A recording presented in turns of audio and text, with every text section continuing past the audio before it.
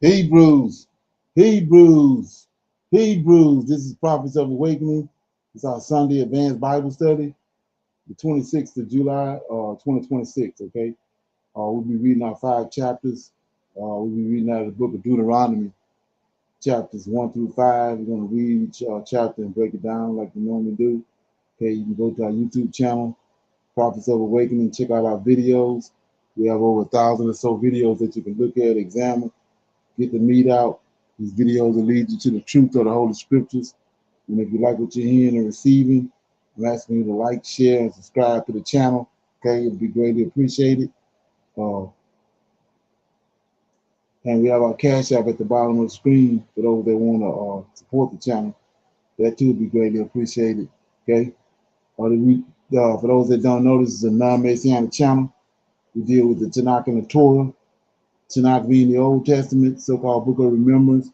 Torah is the first 5 books of the Old Testament. Tanakh and the Torah is the first 5 books of the Old Testament, okay? That was given to Moses, our Savior and our Redeemer, the Lord of hosts, okay? This channel was created to aid and assist our Hebrews who are waking up to their true identity, okay, and understanding who their Savior and their Redeemer truly is. Shalom and welcome to the channel. Welcome to our Sunday Advanced Bible Study. Okay, we're going to do our normal, which is a moment of silence, prayer, psalms. We have some current events, some need to know information, a little dialogue, and then, like I said, our topic for discussion is the book of Enoch, right? I was listening to it last night, and it has some stuff in there that I wanted to share with everybody. You know, it might help somebody. And then we go to our scripture reading, which is the book of Deuteronomy. We read chapters 1 through 5. Read each chapter and break it down. Then we pick a scripture, break that scripture down. Then we'll open it up for Q&A. We'll bring people in that with our link, that have the link, and then we'll have our questions and comments in dialogue. Okay, and if anybody have any testimony. Okay, this moment of silence is for the Lord of hosts and all that He's doing to bring about our prophesied deliverance. O Lord, righteousness and uprightness belongeth unto Thee. Therefore, we come before Thee at this hour, seeking Thy face and looking for righteousness and uprightness, that we may walk before Thee as Thy servant David and Solomon, Samuel and Hezekiah did, that we may walk before Thee in truth and in righteousness and in rightness of heart. Give unto us, O Lord, the understanding heart, that we may discern between good and bad. For we know that You possess the power to turn us. For we desire to walk after Thee, O Lord, keep Your commandments and Your testimony and Your statutes with all our heart and our soul, to perform the word of the covenant that was written down by Your prophets. O Lord, allow Thy face to shine upon Thy people. Hear our plea, hear and do, O Lord, and hide not Thy face from us, for we need You so very much at this hour. Peace be unto You. Okay, so with that being said, I'm going to read Psalms right quick. I'm going to read Psalms 5. Okay. Okay.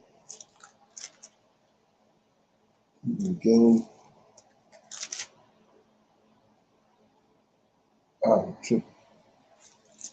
Psalm 5.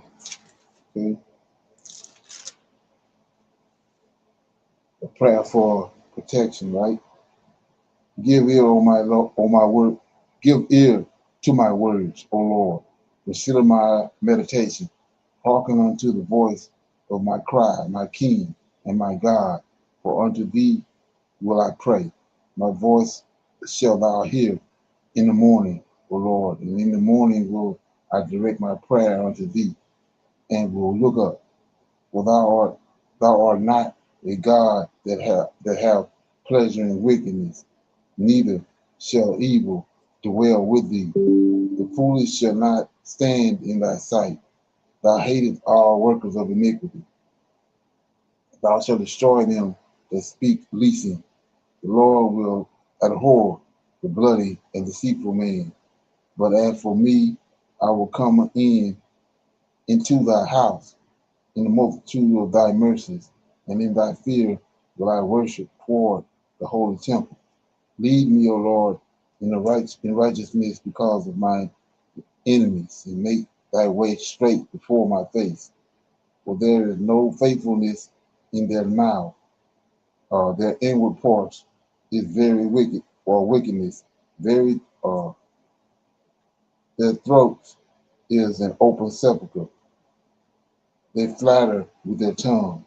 Destroy thou them, O God, and let them fall by their counsel. Cast them out in the multitude of their transgressions, for they have rebelled against thee.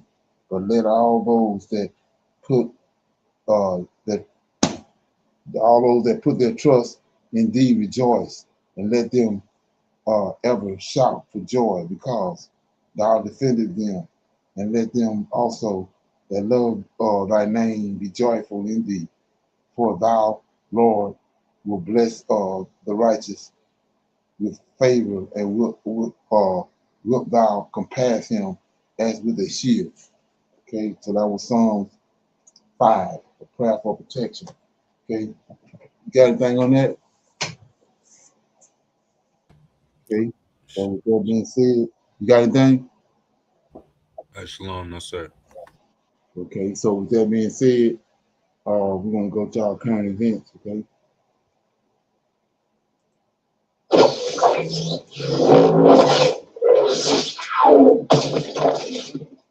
Iran war is now spiraling out of control. Up until now, the world was watching one war, one battlefield, one single choke point. But now it is watching two. The Strait of Hormuz, the world's most important oil tap, has been effectively shut since the US and Iran went to war. And now, 1,500 kilometers away, a second gate is swinging closed, the Bab al Mandeb Strait, the gateway between the Red Sea and the Indian Ocean. And the people slamming it shut are not Iran's regular military, they are Iran's proxy militia in Yemen, the Houthis. Two straits, viewers, two choke points, one war that Washington did not plan to fight on two fronts and may now have no choice. I am Nikita Kapoor, and you are watching Decoded. And in this episode, we decode what happens now as the Houthis enter the Iran war. Let's start with what the Houthis actually have, because this is not a ragtag militia with rifles and rockets anymore. This is a group that has spent a decade building a mini missile industrial complex with Iran as the silent supplier. Recent weapons interdictions in the Red Sea tell the story better than any press release. Investigators recovered more than 800 weapon components and 750 tons of munition, anti-ship missiles, surface-to-air systems, even underwater weapons. And here is the clever part. The missiles carry Iranian names but arrive as coded self-assembly kits engineered to slip past inspectors. Investigators found only about 5% of the components actually came from Iran itself. The rest were sourced from 16 different countries around the world. Iran is not shipping the Houthis finished missiles anymore. It is shipping them IKEA furniture showroom, flat packed, deniable, and assembled in Yemeni basements. What comes out the other end is genuinely frightening. The Houthis operate a family of anti-ship cruise missiles and drones modeled directly on Iranian designs, some with ranges stretching well past 1,000 kilometers. Their kamikaze drone of choice, the Waid, it is simply Yemen's name for Iran's Shahid 136, a loitering munition capable of flying over 1,000 kilometers before it detonates, of bombing Sana's air. As a registered nurse with high blood pressure, while an Iranian official was passing through it. Ship trackers confirmed tankers are already rerouting away from the strait. A maritime security center monitoring the region warned that the Houthis have completed preparations to attack shipping with missiles and drones already. And they did attack two of Saudi vessels in Bab al Mandeb. Iran's own Revolutionary Guard, the IRGC, has now openly threatened to widen the net further, warning that it could target every export corridor that benefits the United States of America. Now, here is the uncomfortable question sitting in Pentagon right now. Can America actually run two simultaneous naval campaigns, one against Iran's own forces in the Gulf and one against Iran's proxy militia guarding the Red Sea without spreading itself dangerously thin? On paper, the answer is yes. The US Navy has done multi-front operations before: carrier strike groups, Aegis destroyers, layered air defense, precision strikes. American ships have shot Houthi missiles and drones out of the sky for over 2 years running and largely done it successfully.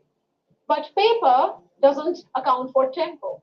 Every interceptor fired at a Houthi drone is $1 million missile shot at a weapon that might cost a few $1,000s to build.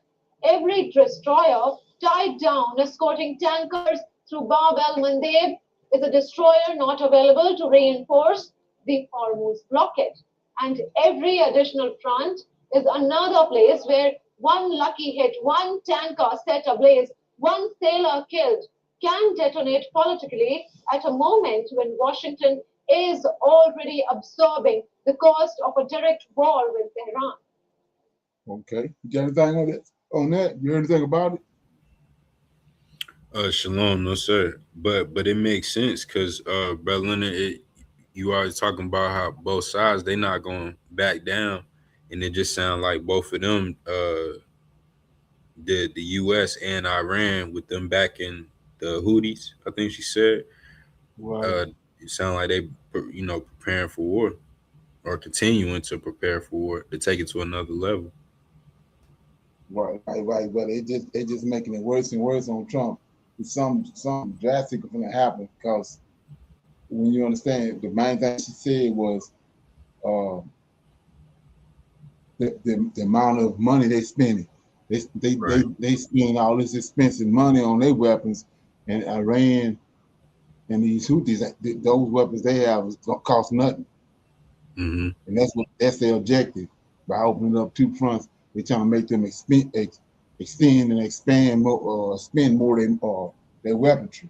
And Trump don't want to do that, so he have to make a decision to do what she just said or to back out, which he don't have the balls to do because he's so conceited. He don't want to say that he was outmaneuvered. Right. Mm-hmm. So if he stay there, he's gonna expend all the weaponry that the U.S. have. And you got to know China and Russia in that too, behind the scenes getting them advice. Okay? Mm-hmm. Check this out. So do you guys remember the other day? Yeah, so like I said, all of a sudden, I don't know if anybody know about it, but they got all these so-called politicians now starting to cry about Israel. You seen that? U.S. politicians? Yeah, politicians, different people crying over Israel. Right. Yeah, check this out. Hey, we showed a speech that was given at this weird Christian-Israeli summit. Got something coming, man. And it was like somebody from a South Korean delegation who gave this speech, and she was crying.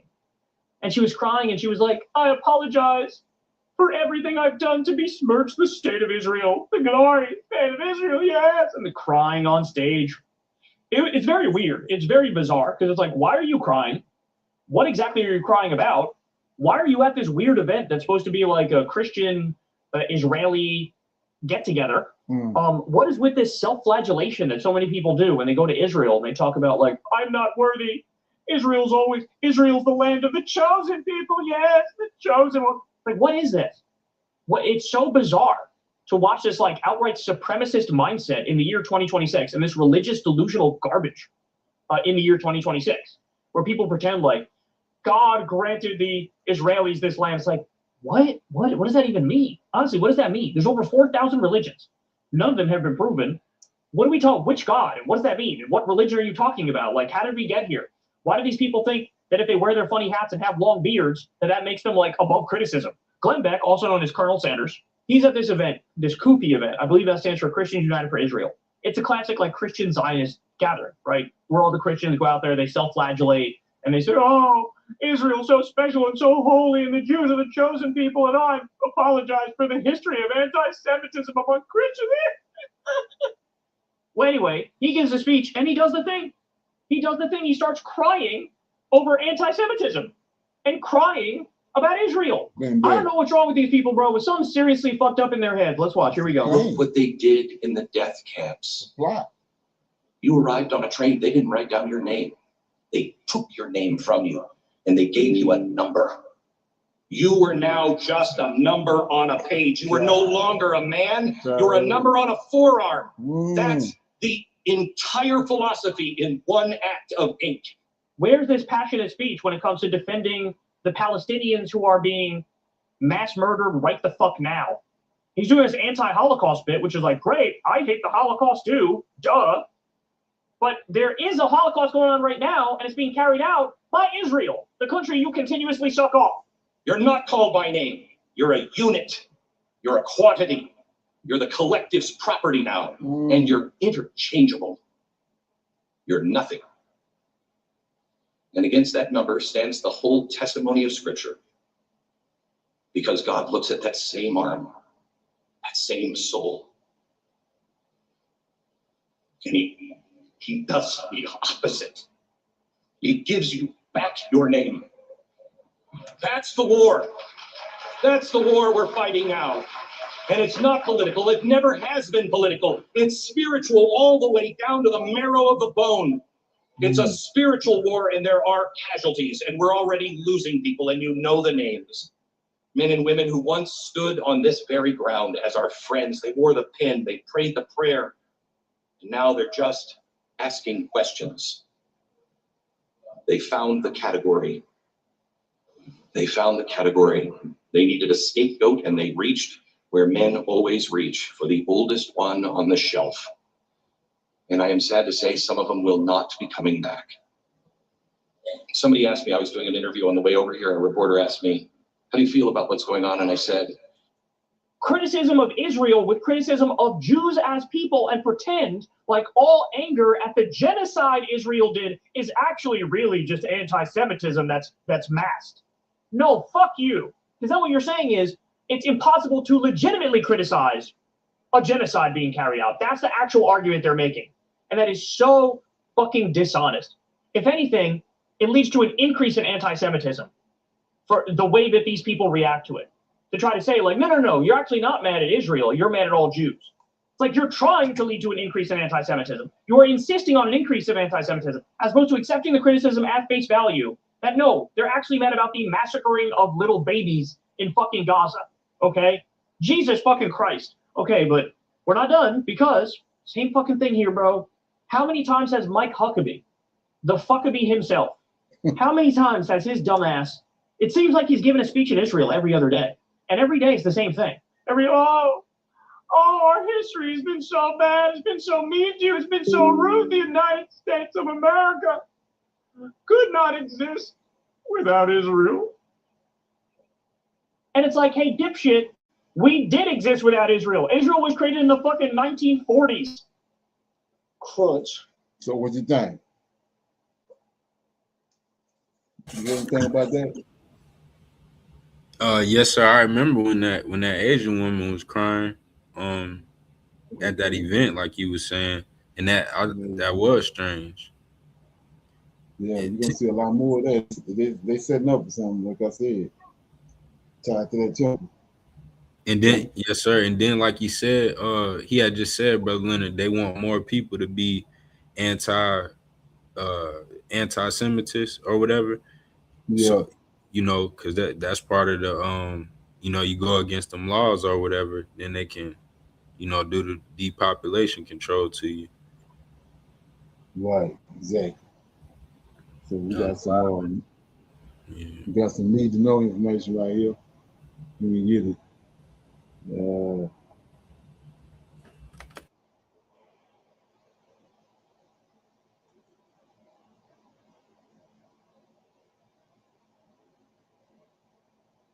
Somewhere in Washington right now, a trade advisor is staring at a chart that should not exist.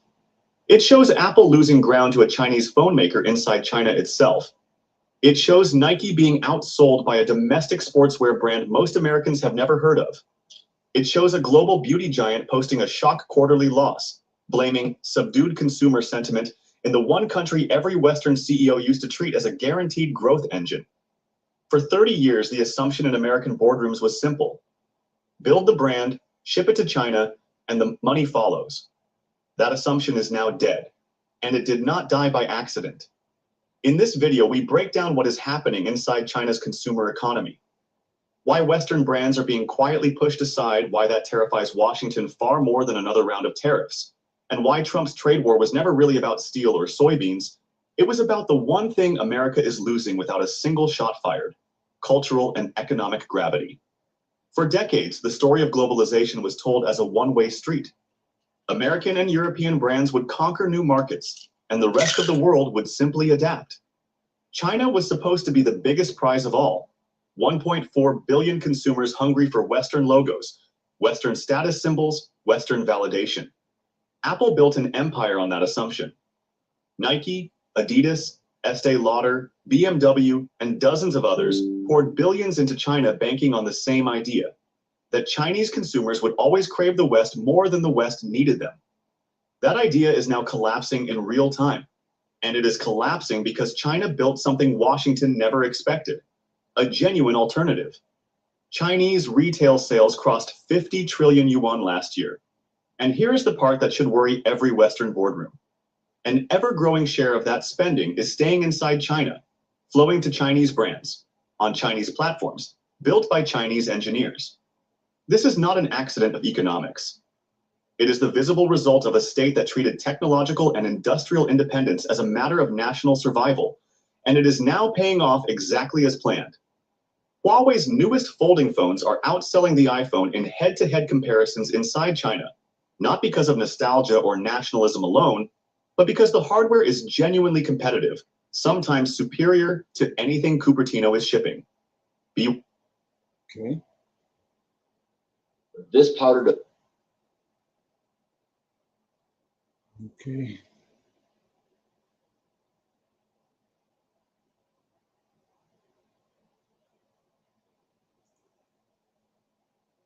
Okay.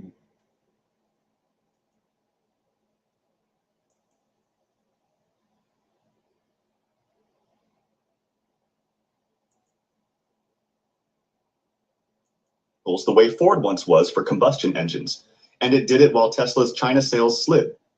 Domestic beauty brands like Pechoin have climbed into the ranks of the most valuable cosmetics companies on Earth, eating into territory that used to belong entirely to European luxury houses. This is the part American commentators keep getting wrong. They call it a boycott. They call it propaganda-driven nationalism, as if Chinese consumers are simply being ordered to buy local. That framing is not just condescending, it is factually lazy. What is actually happening is that China spent 2 decades building the industrial base, the supply chains, and the engineering talent to make world-class products domestically, and now that investment has matured into brands that can compete on quality, not just on patriotism.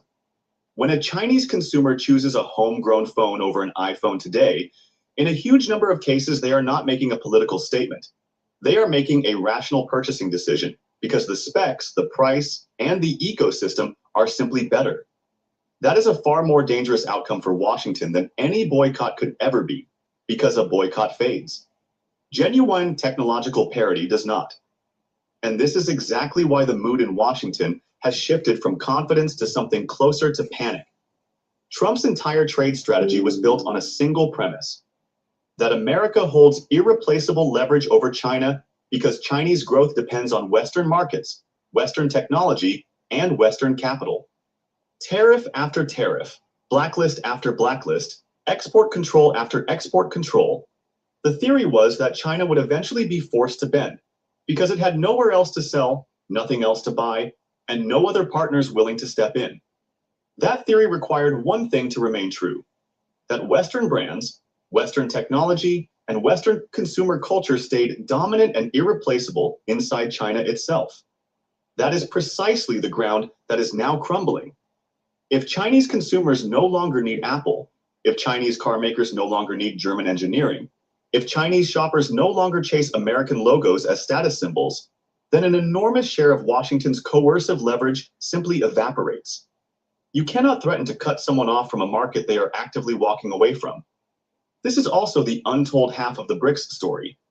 While Washington was busy weaponizing the dollar and threatening tariffs on anyone trading outside the Western financial system, China was quietly proving the same principle on the consumer side, that dependence on the West is a choice, not a law of nature, and that choice can be reversed.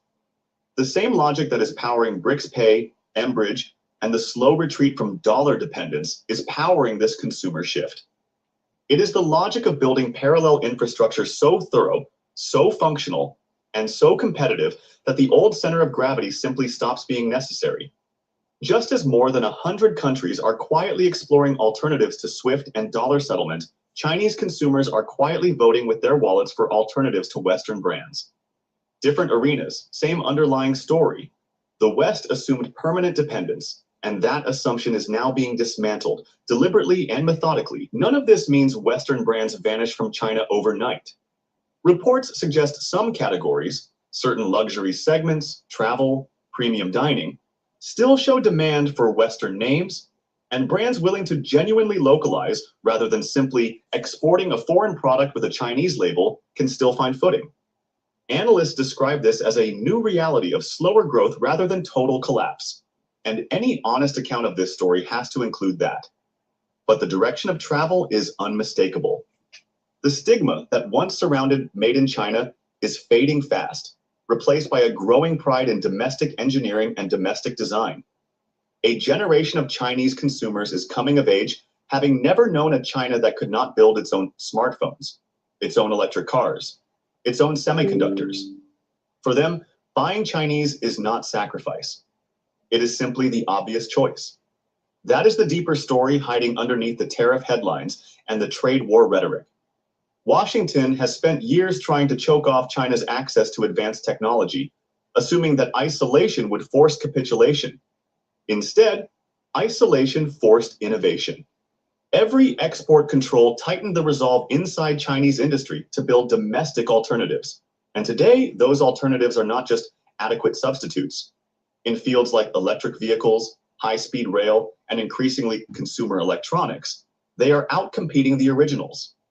The country that Washington tried to keep dependent has instead become the country writing its own rules, on its own terms, inside its own 800 million strong middle class.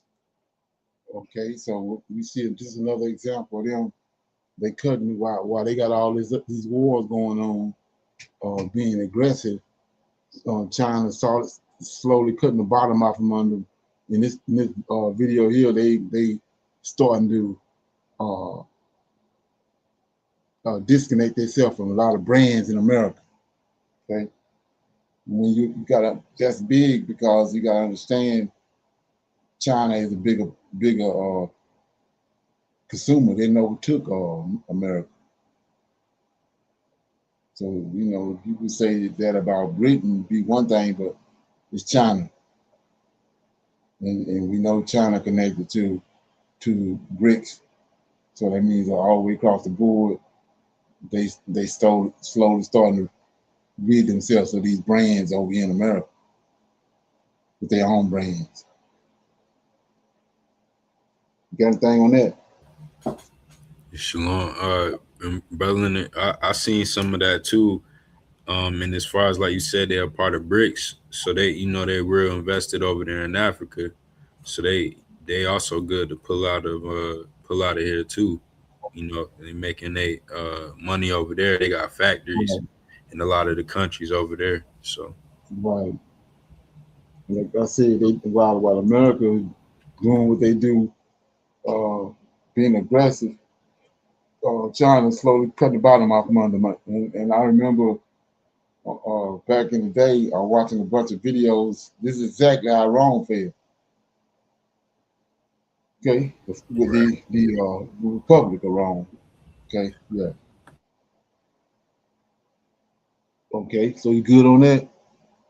Right. So What's up, James? Okay, so with that being said, we go to this one like a little need to know information is a little about the Israelites, right? And where our homeland really is. Okay, check it out. But the Bible, when read without external interpretations, tells a different story. Welcome to this special presentation. Many believe the Israelites left Egypt and went north into the Levant. But the Bible, when read without external interpretations, tells a different story.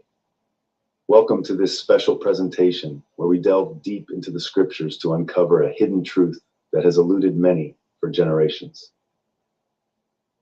Based solely on deductive reasoning and analysis of the internal geography of the biblical text, we continue to demonstrate through our foundational series titled The True Location of the Promised Land that the original Promised Land was not in the Levant, but rather in Africa.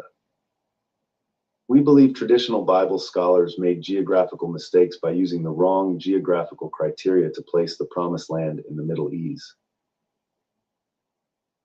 To interpret biblical geography correctly, certain principles must be followed. The Bible story begins mainly in Egypt, in Africa. When a story starts in one place, all directions mentioned afterward are measured from that starting point. So east, west, north, and south must be understood from Egypt as the reference.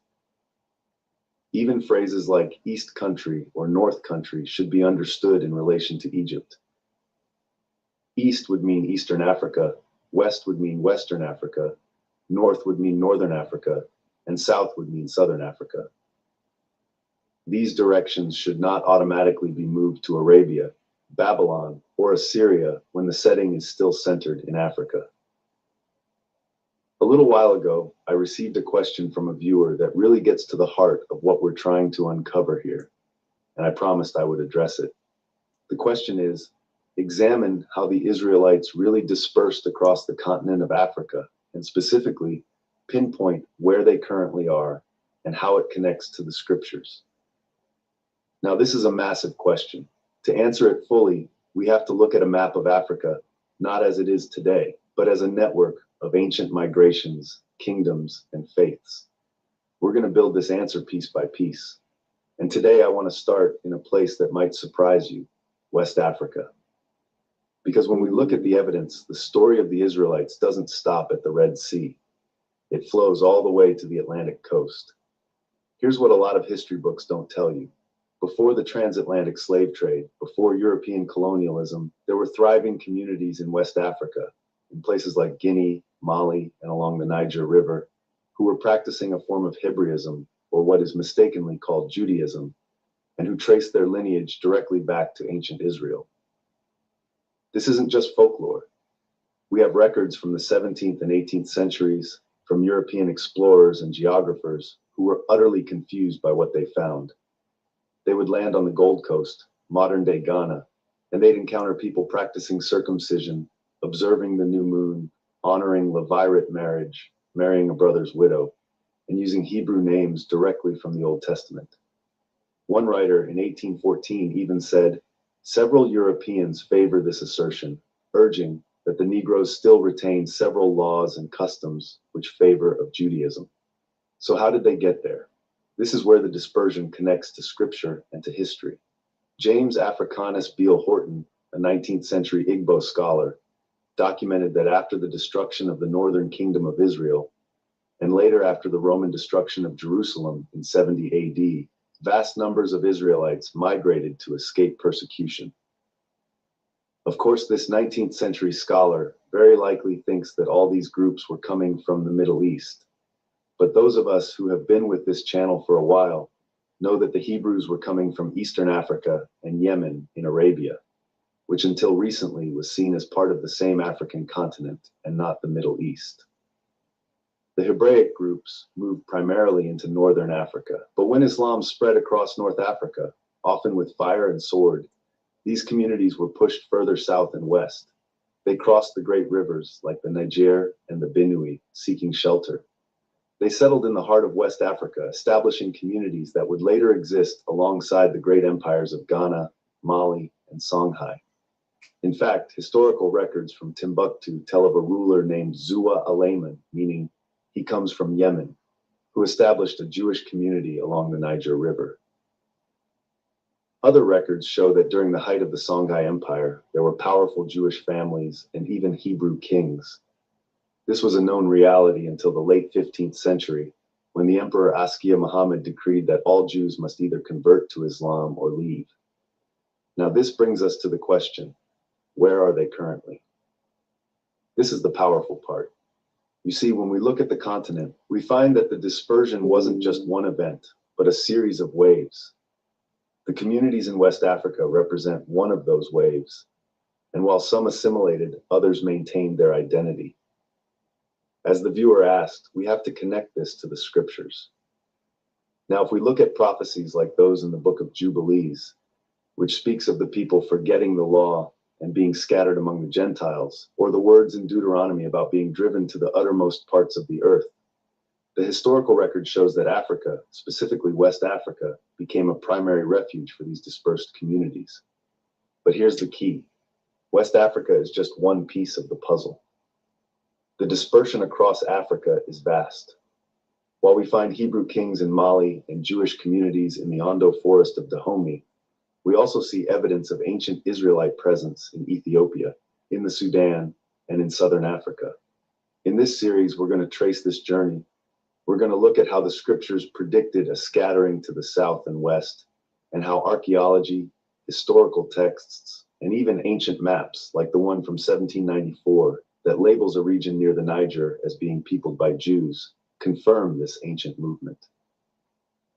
So to answer the viewer's question directly, the Israelites dispersed across Africa through a series of migrations driven by conquest and persecution. They moved from Eastern Africa and Yemen into North Africa. Then as history unfolded, they spread into West, Central, East, and Southern Africa. Today, their descendants can be found in communities like the Lemba in Southern Africa, the Beta Israel in Ethiopia, and the remnants of these ancient West African Hebrew communities who, despite centuries of pressure, maintained their identity. This is the beginning of that story. Now we will be going deeper into specific tribes, kingdoms, and the scriptural connections. Now let's remember the viewer asked specifically for how the Israelites dispersed across the African continent, where the Israelites are currently located in Africa, and finally, how it all connects to the scriptures. To properly address this question, we have to first create a proper criteria used by geographers right from the very beginning, otherwise anyone can manipulate the text.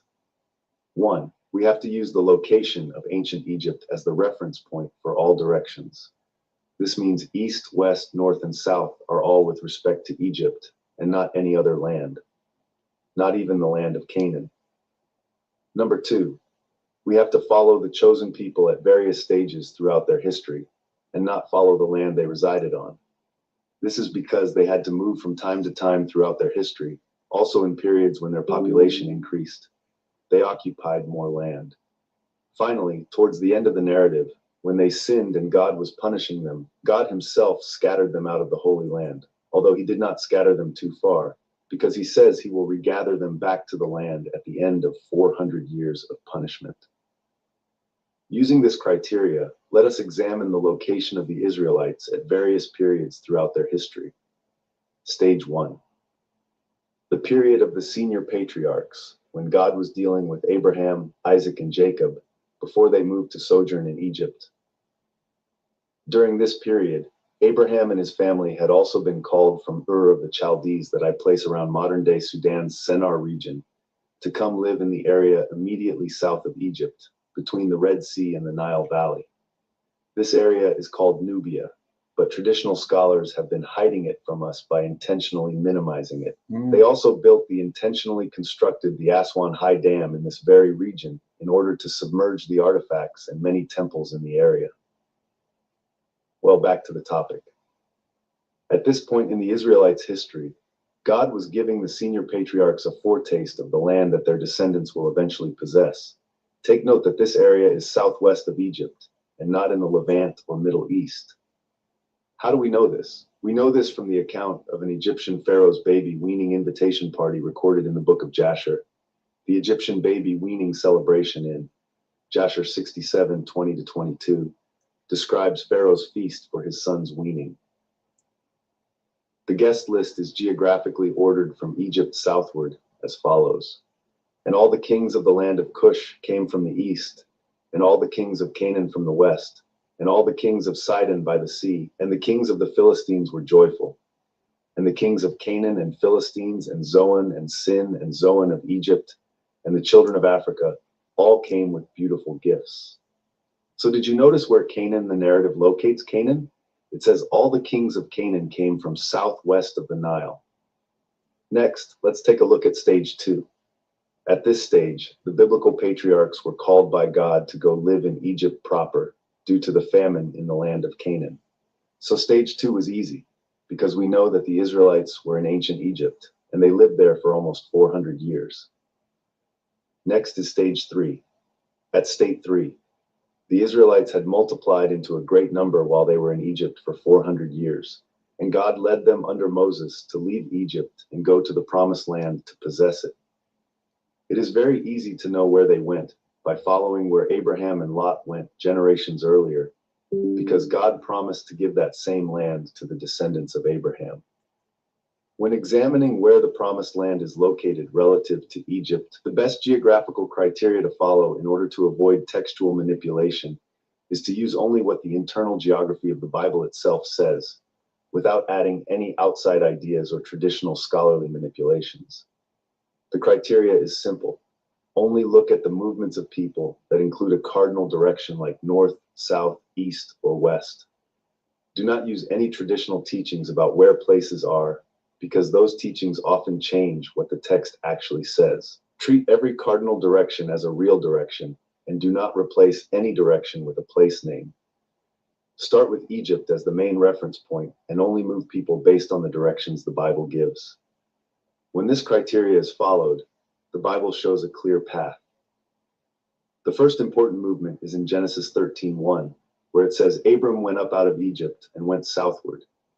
That means Abram moved from Egypt toward the south. The next important movement happens in Genesis 13:11, where Lot separates from Abram, and the text says Lot journeyed east. The text does not say that Abram moved east. Instead, it says Lot went east from Abram. This means that Abram was positioned to the west of where Lot went. So Abram took the western side of the land, and Lot took the eastern side. If Abram was south of Egypt, and Lot went east from Abram, then the direction from Egypt to the eastern side where Lot went is southeast, while the western side where Abram remained is directly south of Egypt. Later in Genesis 21, Abraham journeys from Hebron southward, which is another movement south within the same land, showing that Hebron was also south of Egypt. Across the whole book.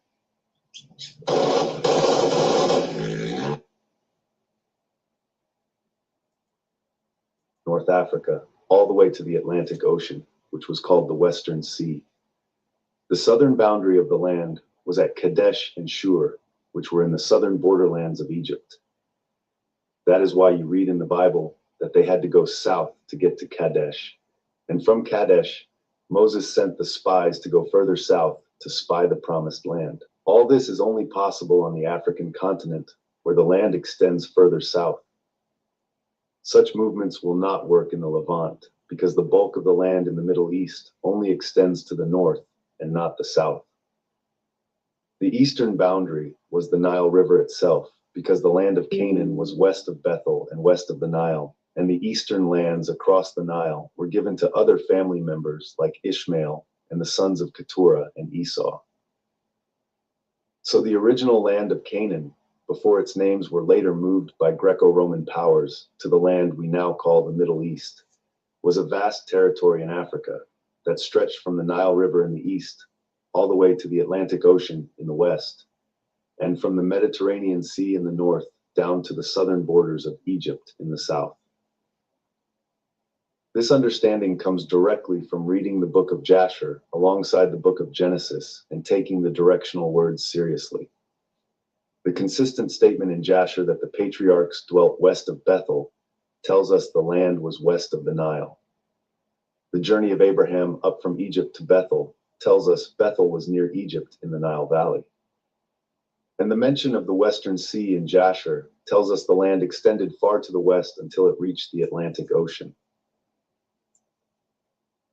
This is the original location of the Promised Land, and it is a location that makes sense when we understand that Abraham came from Ur of the Chaldeans, which I believe was within Africa and not Asia, and traveled into the Nile Valley region, where God gave him and his descendants a land that stretched from the river of Egypt, which is the Nile, all the way to the Great Western Sea, which is the Atlantic Ocean. Ondervan Bible Dictionary. They say Hamites are Africans, but skip where Shemites lived in Africa. They want to claim Ashkenazi are the real Shemites, but Abraham's actions tell the real story. He shows true Shemites come from West Africa side. Genesis 25 verse 6 says Abraham sent his other sons to the east country while he lived with Isaac in the west of Cush.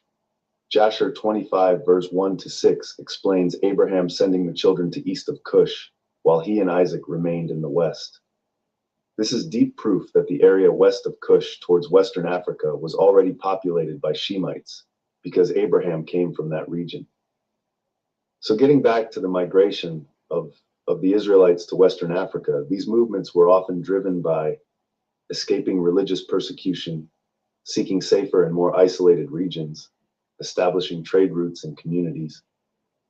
This shows a gradual spread of Israelite populations deeper into the African continent. 1 Israelites in West Africa during the slave trade. During the transatlantic slave trade about 400 years ago, large numbers of people were taken from West Africa to the Americas. Some historical writings suggest that among these populations were people who still retained elements of Israelite Jewish identity. It is noted that those identified as Jews or practicing certain traditions were sometimes specifically targeted. They were more likely to be captured during conflicts and sold into slavery. This implies that Israelite-descended communities were present in West Africa at the time and were affected by the slave trade. Okay, so we see right here that, like I was saying about the previous video, I think I posted it, that we're getting closer and closer to identifying where the land is. If you pay attention to everything that's going on around us, you can see how close we are. What's going on with these Edomites and what's going on with us. I mean, it's like it's getting to the point where you can almost taste it. Okay. So the name of this video right here, if you want to watch it, engage. The video is the spread of Israelites across Africa, answering viewers' questions. Okay, and the channel is Africans was the original promised land.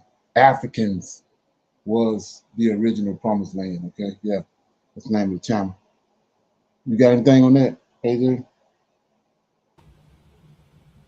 Shalom, Bellin, and yes, sir. Like you said, we have been seeing a lot, especially a few months ago. People talking about in the last few years, but getting more precise about it. But specifically mention what she just mentioned about Egypt being like the reference point of the direction, because that's Right. what yes, sir, what brother Yeshai was talking about. Right.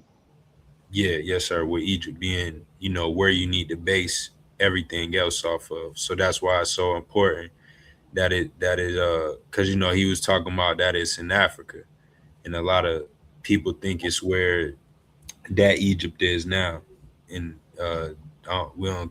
Well, at least I don't think that's the real one, right? No. And so the thing, like I was saying before, because of the information that's coming out and most sides revving up everything, we can see too how much more uh, drastic that Council of Nicaea was when you understand what he's saying now about our land was in Africa, right? So when they created the Council of Nicaea, when I was talking about Serapis, he was the first white god they created, that's where you get JC from, Serapis, where they slowly getting us out of Africa. But with all that, they're slowly moving toward it. They want to get the conversation, and they want to get everybody out of Africa. They don't want to hang around that area. They don't want to deal with that. They want to what they concocted with the New Testament. They want to take it over to the way it's at now in the West. And then they give us some bogus locations, and then we just was what we was supposed to do was take what they said for granted, like we did so many of our forefathers. But now most High have prophecies on us that we was gonna wake up, we was gonna rethink ourselves in our land of our captivity, and we're gonna start figuring all this stuff out. And that's the game changer. Okay. But at the Council of Nicaea, like I said, their objective was they had a lot going on. We got people that kind of know about what happened at the Council of Nicaea, but it was way, way bigger than what's been told. Okay. Got anything on that? In Shalom, Brother Leonard, yes, sir. Because to that point there, they mentioned in your video about the Book of Jasher is where they got they was reading some of the verses out of there where they talked about where the kings came from to exactly right.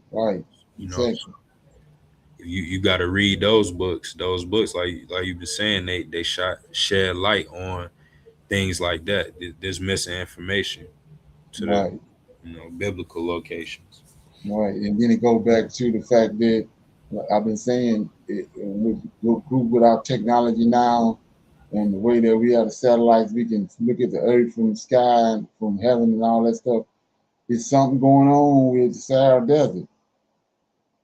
Man, when I was looking at this video right here, that's where they end back up at in that region. So he said, the abomination of desolation. He said nobody gonna live there. You gonna cause them bump, and then people when people see it, they're gonna look at it and they're gonna know that it's what did their God do to them? And like I say, when you look at that, but they didn't so bamboozle us. You know what I'm saying? We so disoriented. Okay. Except for the ones that the Most High is waking up, on a mission that he have on his mission. Like he said, I spoke it and I'm performing, I'm bringing it past. So that's at work. Okay. You got anything on that? Anything else? And yes, sir. A question on that, Brother Leonard. Didn't the Lord of Hosts pronounce something on Egypt too, that they wouldn't be like they were either? Right. And then he said they was gonna come back. They came back. Oh, okay. Yeah, he put a time period on, just like with us in Babylon. He said 70 years. We gotta find that though, but he had a time period on that, and it already came to pass. Okay. Right. Okay. It's like I said, we went to Babylon and we stayed there 70 years and came out. Okay. Okay. So with that being said, last night I was sitting there listening to this. Like I said, these videos they getting the Most High in it. They starting to say things and do things that normally they wouldn't do, but now it's stuff starting to. And then he, not only that, the Most High is starting to fashion these people's minds. Okay, check this out. I'm just going to kind of go through this and play certain things that I heard, that registered with me last night. But check it out. This the Book of Enoch, right? We've been dealing with this book ever since we've been on this line, and particularly the Watchers and the Nephilim, right? This is the book they dealing with. Okay, check it out. It'll do you some good to watch the video too. It's Book of Enoch 2025, the Watchers and the Nephilim.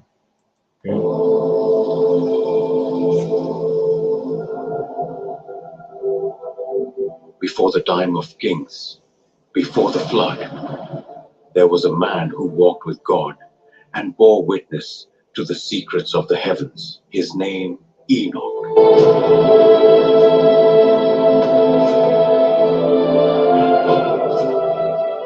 Enoch was taken to the heavens, beyond the realm of mortals, to behold what no man was meant to see, the secrets of the fallen angels. So while we're doing this, keep in mind what they just set for JC and what they say, who he is, his role, where he at right now, and what he based on what he accomplished on the earth and all his role, right? Keep that in mind.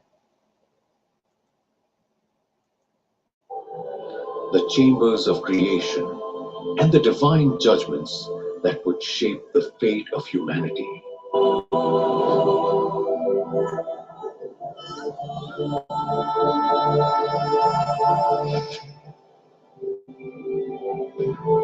But with knowledge comes the weight of truth. And what Enoch uncovered was a war between worlds. Angels who descended to earth, forbidden covenants, and a corruption that awakened the wrath of the Creator.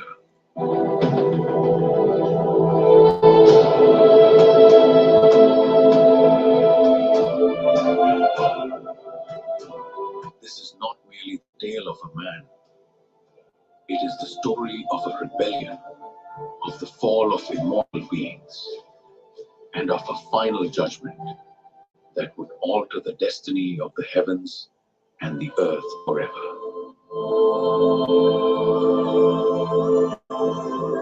Write, Enoch, so that future generations may know the truth and prepare for what is to come.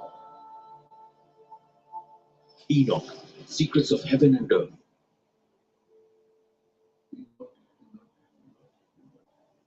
Enoch, son of Jared, you who have found favor in my eyes, hear my call. Lord, what do you ask of me? I am but a man, small before your greatness. I have chosen you as my messenger. What is hidden shall be revealed through you. Rise, Enoch, and follow my celestial messenger.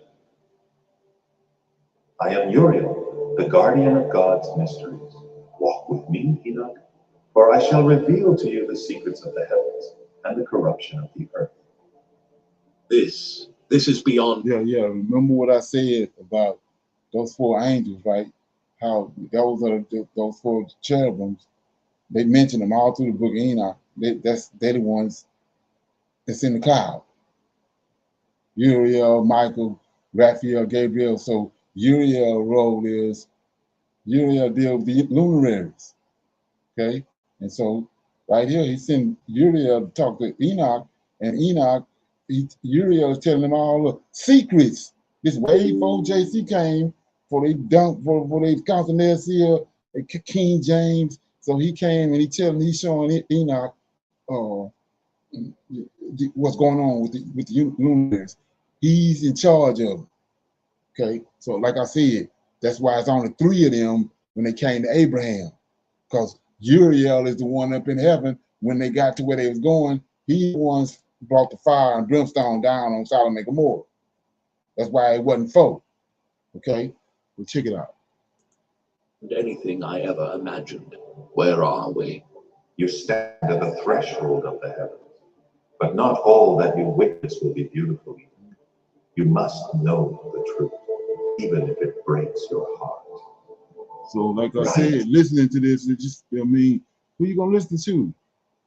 Peter and Paul, the church fathers, or this angel right here. They're dealing firsthand with Enoch. Enoch, write what you see and what you You know what I'm witness. saying? But remember, this knowledge is a burden. Not all will understand it, and many will reject it. Will you accept this fate? If it is God's will, I shall accept it. Though my heart may break, I will write what must be written.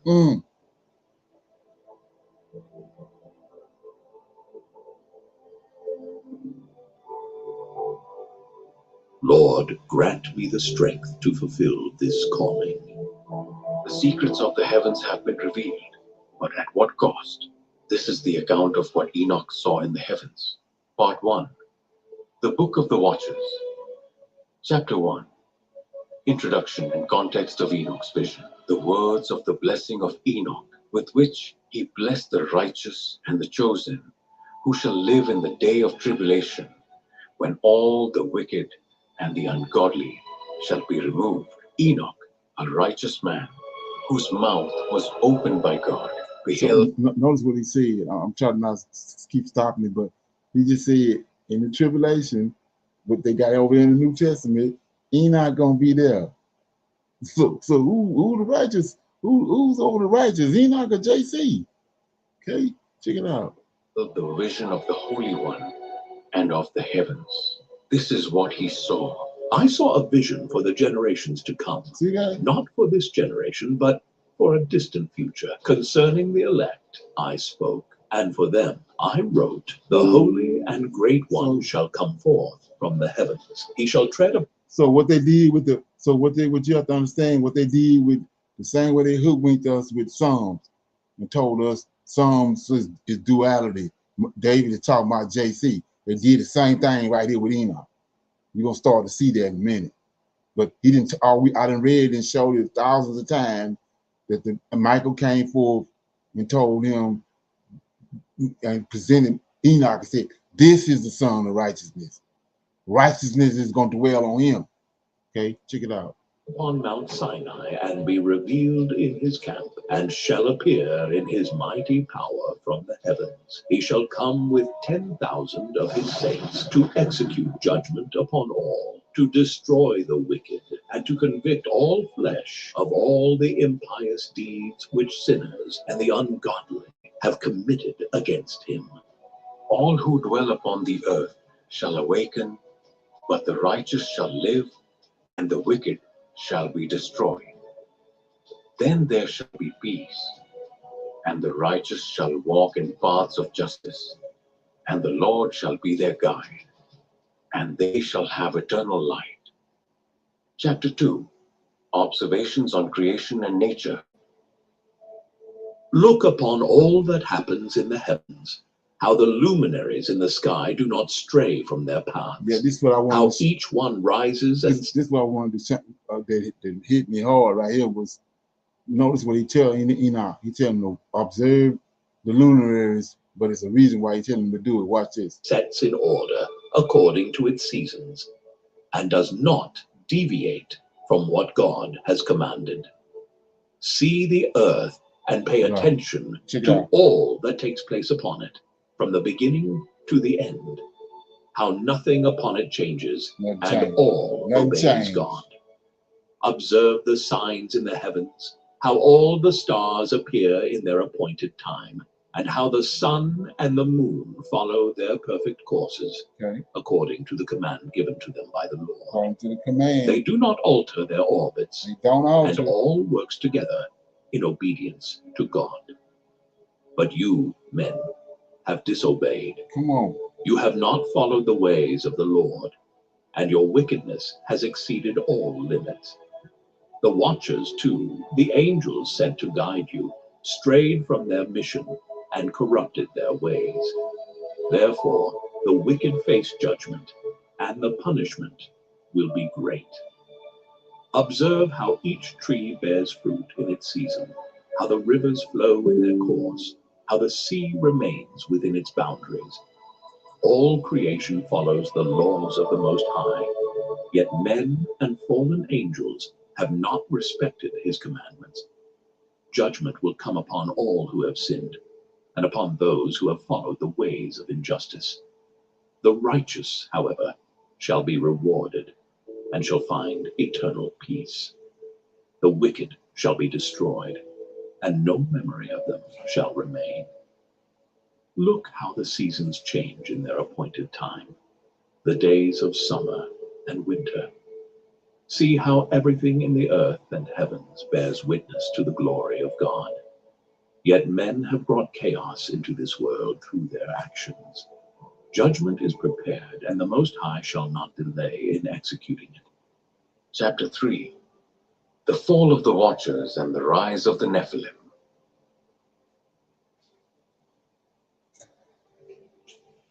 In those days, when the sons of men multiplied, beautiful and comely daughters were born unto them.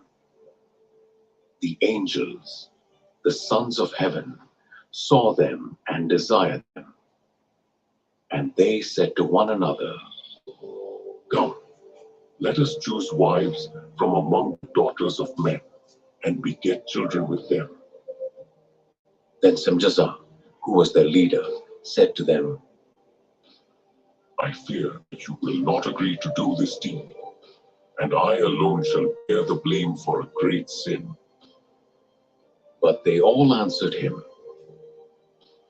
Let us swear an oath and bind ourselves by a solemn curse, that we shall not turn back until we have accomplished this thing and brought it to pass. Uriel, Raphael, and Gabriel looked down from heaven There you go. and saw the great bloodshed upon the earth, and all the iniquity being committed. And they said to one another, The earth cries out with the voice of its lamentation unto the gates of heaven. Now to you, the holy ones of heaven, the souls of men cry, saying, Present our case before the Most High. and they said to the Lord of the heavens, You are the Lord of lords, God of gods, King of kings, and the throne of your glory remains for all the generations of the world. And your name is holy, great, and blessed for all eternity. You have made all things, and you have power over them all. Everything is open before you, and you see all things, and nothing can be hidden from you. You have seen what Azazel has done, who has taught all kinds of injustice on earth, and has revealed the eternal secrets that were kept in the heavens, which meant All the right. Check this out now. This is Enoch, one of Enoch's role. His main role was mediator over these watchers. Check it out. Righteous will escape, and they will live until they beget thousands of children, and all the days of their youth and their old age will be completed in peace. Then the whole earth will be cultivated in righteousness, and it will be planted with trees and filled with blessing. And all the trees of the earth will yield fruit, and there will be vineyards in abundance, and every seed that is sown will produce 1,000 times more. And a measure of olive will produce 10 presses of oil, and cleanse the earth of all oppression, of all injustice, of all sin, of all impiety, and of all contamination that is being done upon it. Destroy from the earth all the children of men, and all the impious things, and let all evil work come to an end. And now, my children, speak of righteousness and walk in it, for in the paths of righteousness you shall be planted forever.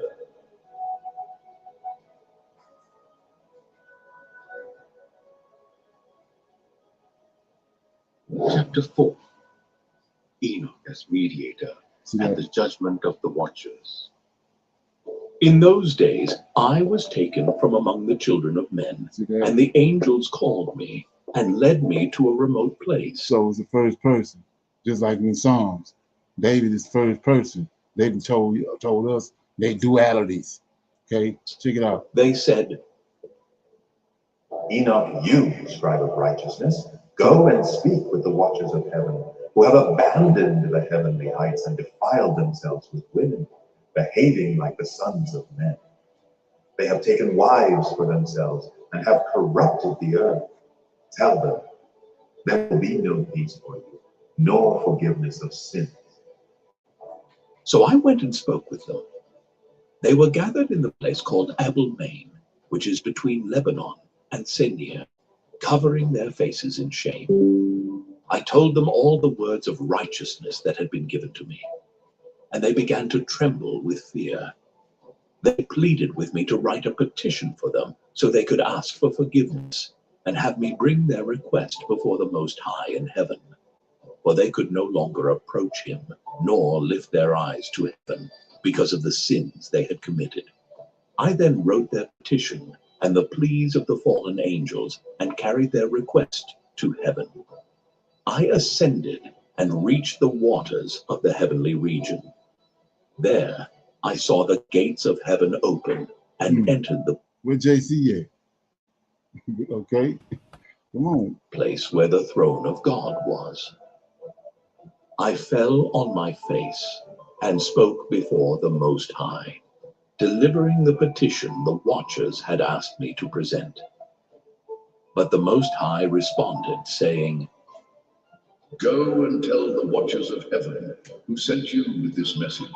You were once holy and spiritual, living eternal life, but you defiled yourselves with women, like the sons of men, and fathered children of flesh and blood. Because of this, you have brought great wickedness upon the earth.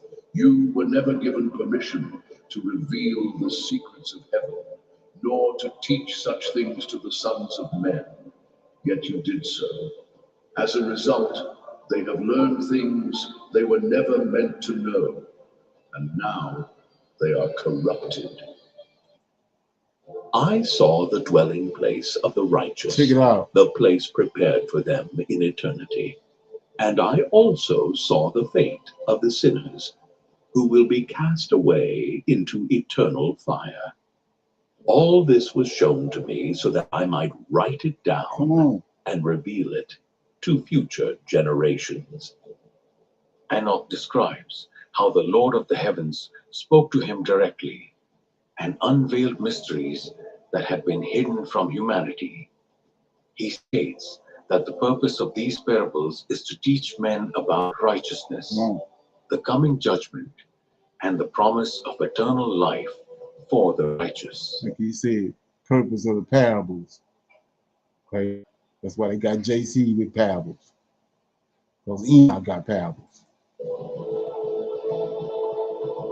The Lord of spirits showed me all things, both visible and invisible. Check it out. He revealed to me the secrets of the heavens, Yeah, here you the go. stars, the lightning, and the thunder, as well as the mysteries hidden in the depths of the earth. All this was made known to me by his will, so that I might be a faithful witness. Finally, Enoch concludes the chapter by introducing the three parables that will unfold in the following sections of the book. First parable speaks of the destiny of the righteous and the sinners, and the day when the righteous will be vindicated. Second So let me say this right quick. He said that he showed him all the everything hidden and not that was hidden and that was visible. He showed it to him, and the reason, and he showed him all the luminaries and how they operate, so that he won't sin. That he can come back to the earth and give it to them in a book that they won't sin. Okay. parable focuses on the mysteries of the Son of Man, who will be the judge of all So here you go. creation. Now they trying to Third write parable him in when Enoch the describes Son of the Man. future kingdom of God, the restoration of justice, and the final destruction of the wicked. These parables were given to me so that men may understand that the Lord of spirits is just, that his judgment is eternal, and that all secrets will be revealed in his time. Chapter 2. First parable, the destiny of the righteous and the sinners. I, Enoch, have seen great visions revealed by the Lord of spirits. This is the destiny of the righteous and the sinners that the Most High has shown me, so that future generations may know what is to come.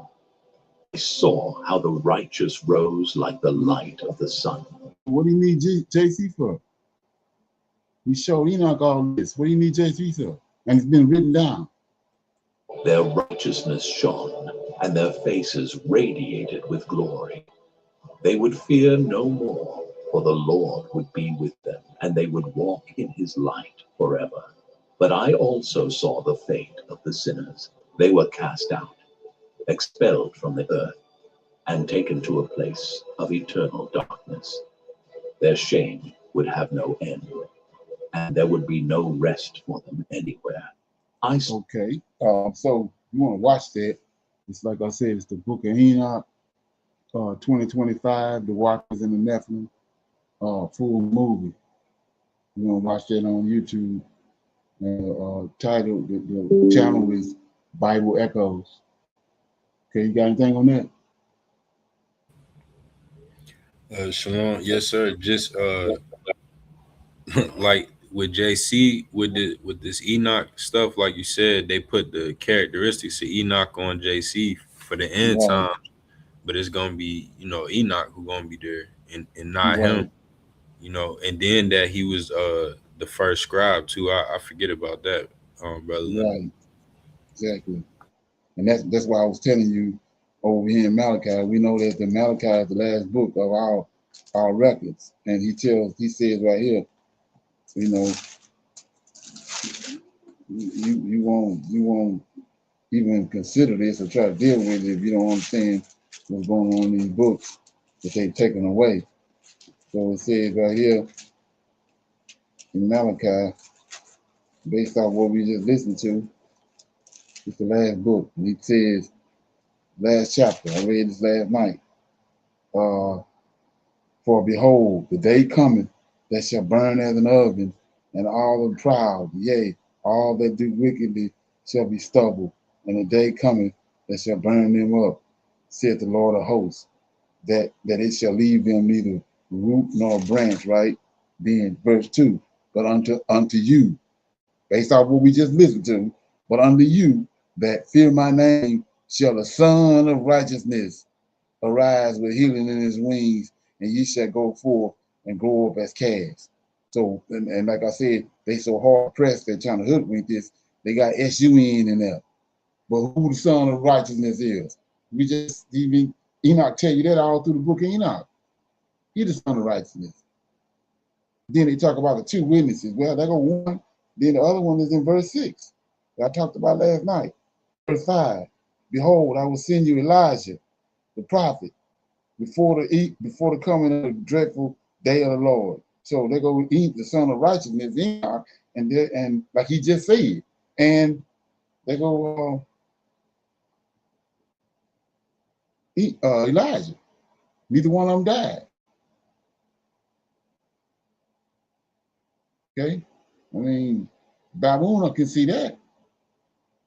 Okay, so anyway, you got anything on that? Like I said, you want to watch that video, get you some Kool-Aid, popcorn, and watch it. You know what I'm saying? It's the Book of Enoch, 2025, The Watchers and the Nephilim. It's like, let me see. It's about an hour and 20 minutes. Okay. So with that being said, we're going to go ahead and read all 5 chapters, and then we'll pick a scripture, and then we'll close out. Okay, I mean, then we go to our Q&A. So I'm in Deuteronomy, chapter 1. We're going to read 1 through 5. You going to start reading, or you want? Right, yes, sir. Deuteronomy 1. Okay. And it says, these be the words which Moses spake unto all Israel on this side Jordan, in the wilderness, in the plain, over against the Red Sea, between Paran and Tophel and Laban, and Hazeroth and Dizahab. These are 11 days' journey from Horeb by the way of Mount Seir onto Kadesh Barnea. And it came to pass in the 40th year, in the 11th month, on the first day of the month, that Moses spake unto the children of Israel according unto all that the Lord had given him in commandment unto them. And he, after he had slain Sihon, the king of the Amorites, which dwelt in Heshbon, and Og, the king of Bashan, which dealt at Astaroth in Edrei, on this side Jordan, in the land of Moab, began Moses to declare this law, saying, The Lord our God spake unto us in Horeb, saying, You have dwelt long enough in this mountain. Turn ye and take your journey and go to the mount of the Amorites and on to all the places nigh thereunto in the plain, in the hills, and in the valley, and in the south, and by the seaside, to the land of the Canaanites, and on to Lebanon, onto the great river, the river Euphrates. Behold, I have set the land before you. Go in and possess the land which the Lord sware unto your fathers, Abraham, Isaac, and Jacob, to give unto them and to their seed after them. I spake unto you at that time, saying, I am not able to bear you myself alone. The Lord your God has multiplied you, and behold, you are this day as the stars of heaven for multitude. The Lord God of your fathers make you 1,000 times so many more as you are, and bless you as he hath promised you. How can I myself alone bear your cumbrance and your burden and your strife? Take you, wise men, and understanding, and known among your tribes, and I will make them rulers over you. And you answer me and said, The thing which thou hast spoken is good for us to do. So I took the chief of your tribes, wise men and known, and made them heads over you, captains over thousands, and captains over hundreds, and captains over fifties, and captains over tens, and officers among your tribes. And I charged your judges at that time, saying, Hear the causes between your brethren, and judge righteously between every man and his brother, and the stranger that is with him. You shall not respect persons in judgment, but you shall hear the small as well as the great. You shall not be afraid of the face of man, for the judgment is God's. And the cause that is too hard for you, bring it on to me, and I will hear it. And I commanded you at that time all the things which you should do. And when we departed from Horeb, we went through all that great and terrible wilderness which you saw by the way of the mountain of the Amorites, as the Lord our God commanded us, and we came unto Kadesh Barnea. And I said unto you, You are come unto the mountain of the Amorites, which the Lord our God doeth give unto us. Behold, the Lord thy God hath set the land before thee. Go up and possess it, as the Lord God of thy fathers has said unto thee. Fear not, neither be discouraged. And you came near unto, and ye came near unto me, every one of you, and said, We will send men before us, and they shall search us out the land, and bring us word again by what way we must go up, and into what cities we shall come. And the saying pleased me well. And I took 12 men of you, one of a tribe, and they turned and went up into the mountain and came unto the valley of Escal and searched it out. And they took of the fruit of the land in their hands and brought it down unto us, and brought us word again and said, It is a good land which the Lord our God doeth give us. Notwithstanding, ye would not go up, but rebelled against the commandment of the Lord your God. And you murmured in your tents and said, Because the Lord hated us, he has brought us forth out of the land of Egypt to deliver us into the hand of the Amorites, to destroy us. Whither shall we go up? Our brethren have discouraged our hearts, saying, The people is greater and taller than we. The cities are great and walled up to heaven. And moreover, we have seen the sons of the Anakims there. Then I said unto you, dread not, neither be afraid of them. The Lord your God, which goeth before you, he shall fight for you, according to all that he did for you in Egypt before your eyes, and in the wilderness, where thou hast seen how that the Lord thy God bare thee, as a man doeth bear his son, in all the way that ye went until ye came into this place.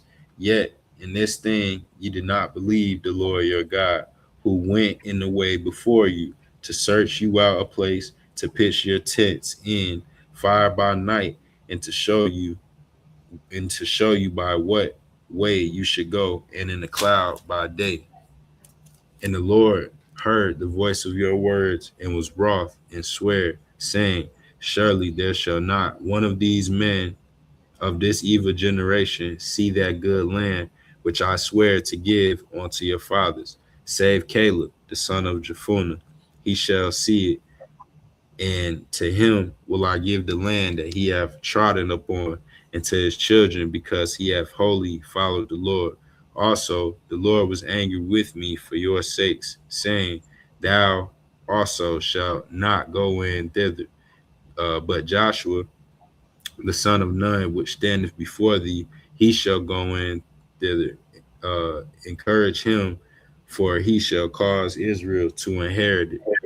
Moreover, your little ones, which you said shall be a prey, and your children, which in that day had no knowledge between good and evil, they shall go in hither, and unto them I will give it, and they shall possess it. But as for you, turn you and take your journey into the wilderness by the way of the Red Sea. Then you answered and said unto me, we have sinned against the Lord. We will go up and fight according to all that the Lord our God commanded us. Then you had girded on every man his weapons of war. You were ready to go up into the hill. And the Lord said unto me, say unto them, go not up, neither fight, for I am not among you, lest ye be smitten before your enemies. So I spake unto you, and you would not hear, but rebelled against the commandment of the Lord, and went presumptuously up into the hill. And the Amorites which dwelt in the mountain came out against you and chased you as bees do, and destroyed you in Seir, even unto Hormah. And ye returned and wept before the Lord, but the Lord would not hearken to your voice, nor give ear unto you. So you abode in Kadesh many days, according unto the days that ye abode there.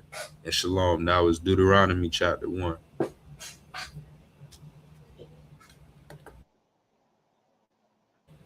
Okay, you got anything there? Brother Leonard, when where is this at? Oh, in verse 33. Yeah. Yes, well, really 30 through 33, but in 33 where it says who 32, yet in this thing you did not believe the Lord your God, who went in the way before you to search you out a place to pitch your tents and fire by night, and to show you what way you should go, and in the cloud by day. And in Exodus 14 and 19 and 20, even like you said, that in Ezekiel, an angel is in the cloud, you know, and it was Michael that went and did this. That was Right. in the fire by night, and in the cloud by day. It was Right. Michael, you know. So he had already been there and searched the land out. He knew it was there Right. for them. Right. Yes, sir. Yeah, another thing to look at, 27, I was talking about this right here. This is crazy because it's embarrassing, really. So we know in Deuteronomy 15, they say that's 400 years ago. Right. Yes, sir. But it tells you, he talking to Moses. I mean Abraham, which is their father, one of their fathers. He said, go. You're gonna sleep, you're gonna get in the old age, and then you're gonna pass away, and then they're gonna come back here again. They're gonna go into captivity, they're gonna come back here where he's standing at. That's in Canaan. Right. Right? Mm-hmm. So look what 27 say. This is crazy. And ye murmured.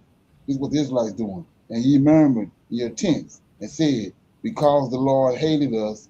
Look at this. Because the Lord hated us, he have brought us forth out of the land of Egypt. That's what they had in captivity, to deliver us into the hand of the Amorites to destroy us. Well, damn, didn't he tell Abraham he gonna bring them back here because the time of the Amorites ain't yet fulfilled? He gonna destroy the Amorites? Sure. They got ass backwards. Why would he bring you to the land of Canaan to destroy you when he told Abraham they forefathers he gonna bring them back there because he got to judge the Amorites? Right. See that? Sure. Then you keep going. 28. Whether shall ye go up? Our brethren have discouraged our hearts, saying the people uh the people is greater and taller than we. The cities are great and walled up to heaven, and moreover, we have seen the sons of the Anakim. That's the Amorites. That's what we got to get rid of. This is stole the land of Israel, the land of Canaan. When Noah gave them Noah allotted the land to them. Ham came there and stole it. Canaan came and stole the land. So now they back there, and he gonna destroy it, right? Exactly. Yes, sir. What they doing? And then look what he said. One more thing. I saw earlier. Okay, it says, verse 8, Deuteronomy 1 and 8. Behold, I have set the land before you.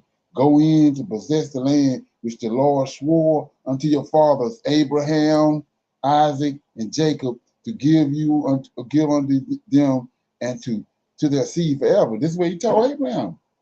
They're gonna go into captivity. They're gonna come back here. That's what they had, ain't it? Right, sir. Ain't no America.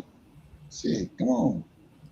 It's And, big. and Brother Leonard, to that point, can I add this in verse 7, the one above the one you just read? Okay. The Lord just told him, turn you and take your journey and go to the mount of the Amorites. Yeah, exactly. Right. They ain't but one place. The Amorites in one place. They ain't over here. They ain't in America. Right. Even though, Brother Leonard, a lot of the Hebrews teaching that the Amorites started America in Right. Yeah, right. Yeah. That's like I said, that's Negroes trying to connect dots. They don't know, like I said, these same Negroes came up with 12 tribe chart. Come on. Come on. This right here. Baboon can see this. He telling right here, he said we gonna come back here. They gonna do their 400 years. You want to say it's in America, but we looking at it right here. The 400 years in Egypt, he brought them out, and now they going to do just what he said. Destroy the Amorites. What they done during the time of Noah, he got to deal with that. So when they come back, that's what he used Moses and Joshua for. Destroy the Amorites. You see that? Yes, sir. And one more thing, Brother Leonard, how you just mentioned Joshua. It already mentions right here in Deuteronomy 1 before you even get to 18 when they talking about the next prophet after Moses. Right. They already said in Deuteronomy 1 that Joshua gonna cause Israel to inherit the land. Right. Exactly. Exactly. Right. Exactly. And then he also said that you've already destroyed Zion, king of the Amorites. So they already start fulfilling the prophecy that he told Abraham. Right. They're destroying the Amorites. He said the time you come back in the fourth generation, for the time of the Amorites is not, the iniquity of the Amorites is not yet fulfilled.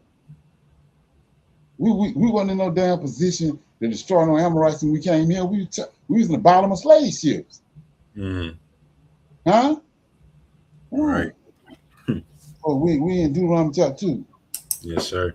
Then we turned and took our journey into the wilderness by the way of the Red Sea, as the Lord spake unto me, and we compassed Mount Seir many days. And the Lord spake unto me, saying, You have compassed this mountain long enough. Turn you northward, and command thou the people, saying, You are to pass through the coast of your brethren, the children of Esau, which dwell in Seir, and they shall be afraid of you. Take you good heed unto yourselves, therefore, meddle not with them, for I will not give you of their land, no, not so much as a footbreadth, because I have given Mount Seir unto Esau for a possession. You shall buy meat of them for money, that you may eat, and you shall also buy water of them for money, that you may drink.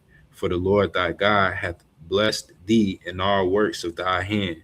He knoweth thy walking through this great wilderness these 40 years. The Lord thy God hath been with thee. Thou hast lacked nothing. And when we passed by from our brethren, the children of Esau, which dwelt in Seir, through the way of the plain of Elah, from Ezion Gibber, we turned and passed by the way of the wilderness of Moab. And the Lord said unto me, Distress not the Moabites, neither contend with them in battle, for I will not give thee of their land for a possession, because I have given Ar unto the children of Lot for a possession. The Emims dwelt therein in times past, a people great and many and tall as the Anakims, which also were accounted giants as the Anakims, but Moabites call them Emims. The Horims also dwelt in Seir. The Horims or the Horites also dwelt in Seir before time, but the children of Esau succeeded them when they had destroyed them before them and dwelt in their stead, as Israel did unto the land of his possession, which the Lord gave unto them. Now rise up, said I, and get you over the brook Zered. And we went over the brook Zered. In the space in which we came from Kadesh Barnea until we were come over the brook Zered was 38 years. Unto all the generation of the men of war were wasted out from among the host, as the Lord sware unto them. For indeed the hand of the Lord was against them to destroy them from among the host until they were consumed. So it came to pass, when all the men of war were consumed and dead from among the people, that the Lord spake unto me, saying, Thou art to pass over through Ar, the coast of Moab, this day. When thou comest nigh over against the children of Ammon, distress them not, nor meddle with them, for I will not give thee the land of the children of Ammon any possession, because I have given it unto the children of Lot for a possession. That also was accounted a land of giants. Giants dwelt therein in old time, and the Ammonites called them Zamzumims, a people great and many and tall as the Anakims, but the Lord destroyed them before them, and they succeeded them and dwelt in their stead, as he did the children of Esau, which dwelt in Seir, when he destroyed the Horims from before them, and they succeeded them and dwelt in their stead unto this day. And the Avims, which dwelt in Hazarim, even unto Azza, the Caphtorims, which came forth out of Caphtor, destroyed them and dwelt in their stead. Okay, and rise up, 24. Rise up, take your journey, and pass over the river Arnon. Behold, I have given into thy hand Sihon the Amorite, king of Heshbon, and his land. Begin to possess it and contend with him in battle. This day will I begin to put dread of thee and the fear of thee upon the nations that are under the whole heaven, who shall hear report of thee and shall tremble and be in anguish because of thee. And I sent messengers of the wilderness of Kedemoth unto Sihon, king of Heshbon, with words of peace, saying, Let me pass through thy land. I will go along by the highway. I will neither turn onto the right hand nor to the left. Thou shalt sell me meat for money that I may eat, and give me water for money that I may drink. Only I will pass through on my feet, as the children of Esau which dwell in Seir, and the Moabites which dwell in Ar did unto me, until I shall pass over Jordan into the land which the Lord our God has given us. But Sihon, the king of Heshbon, uh, would not let us pass. Would not let us pass by him. Excuse me. For the Lord thy God hardened his spirit, and made his heart obstinate, that he might deliver him into thy hand, as appeareth this day. And the Lord said unto me, Behold, I have begun to give Sihon and his land before thee, begin to possess, that thou mayest inherit this land. Then Sihon came out against us, he and all his people, to fight at Jahaz. And the Lord our God delivered him before us, and we smote him and his sons and all his people. And we took all his cities at that time, and utterly destroyed the men and the women and the little ones of every city. We left none to remain. Only the cattle we took for a prey unto ourselves, and the spoil of the cities we took in Aurora, which is by the brink of the river of Arnon, and from the city that is by the river, even unto Gilead.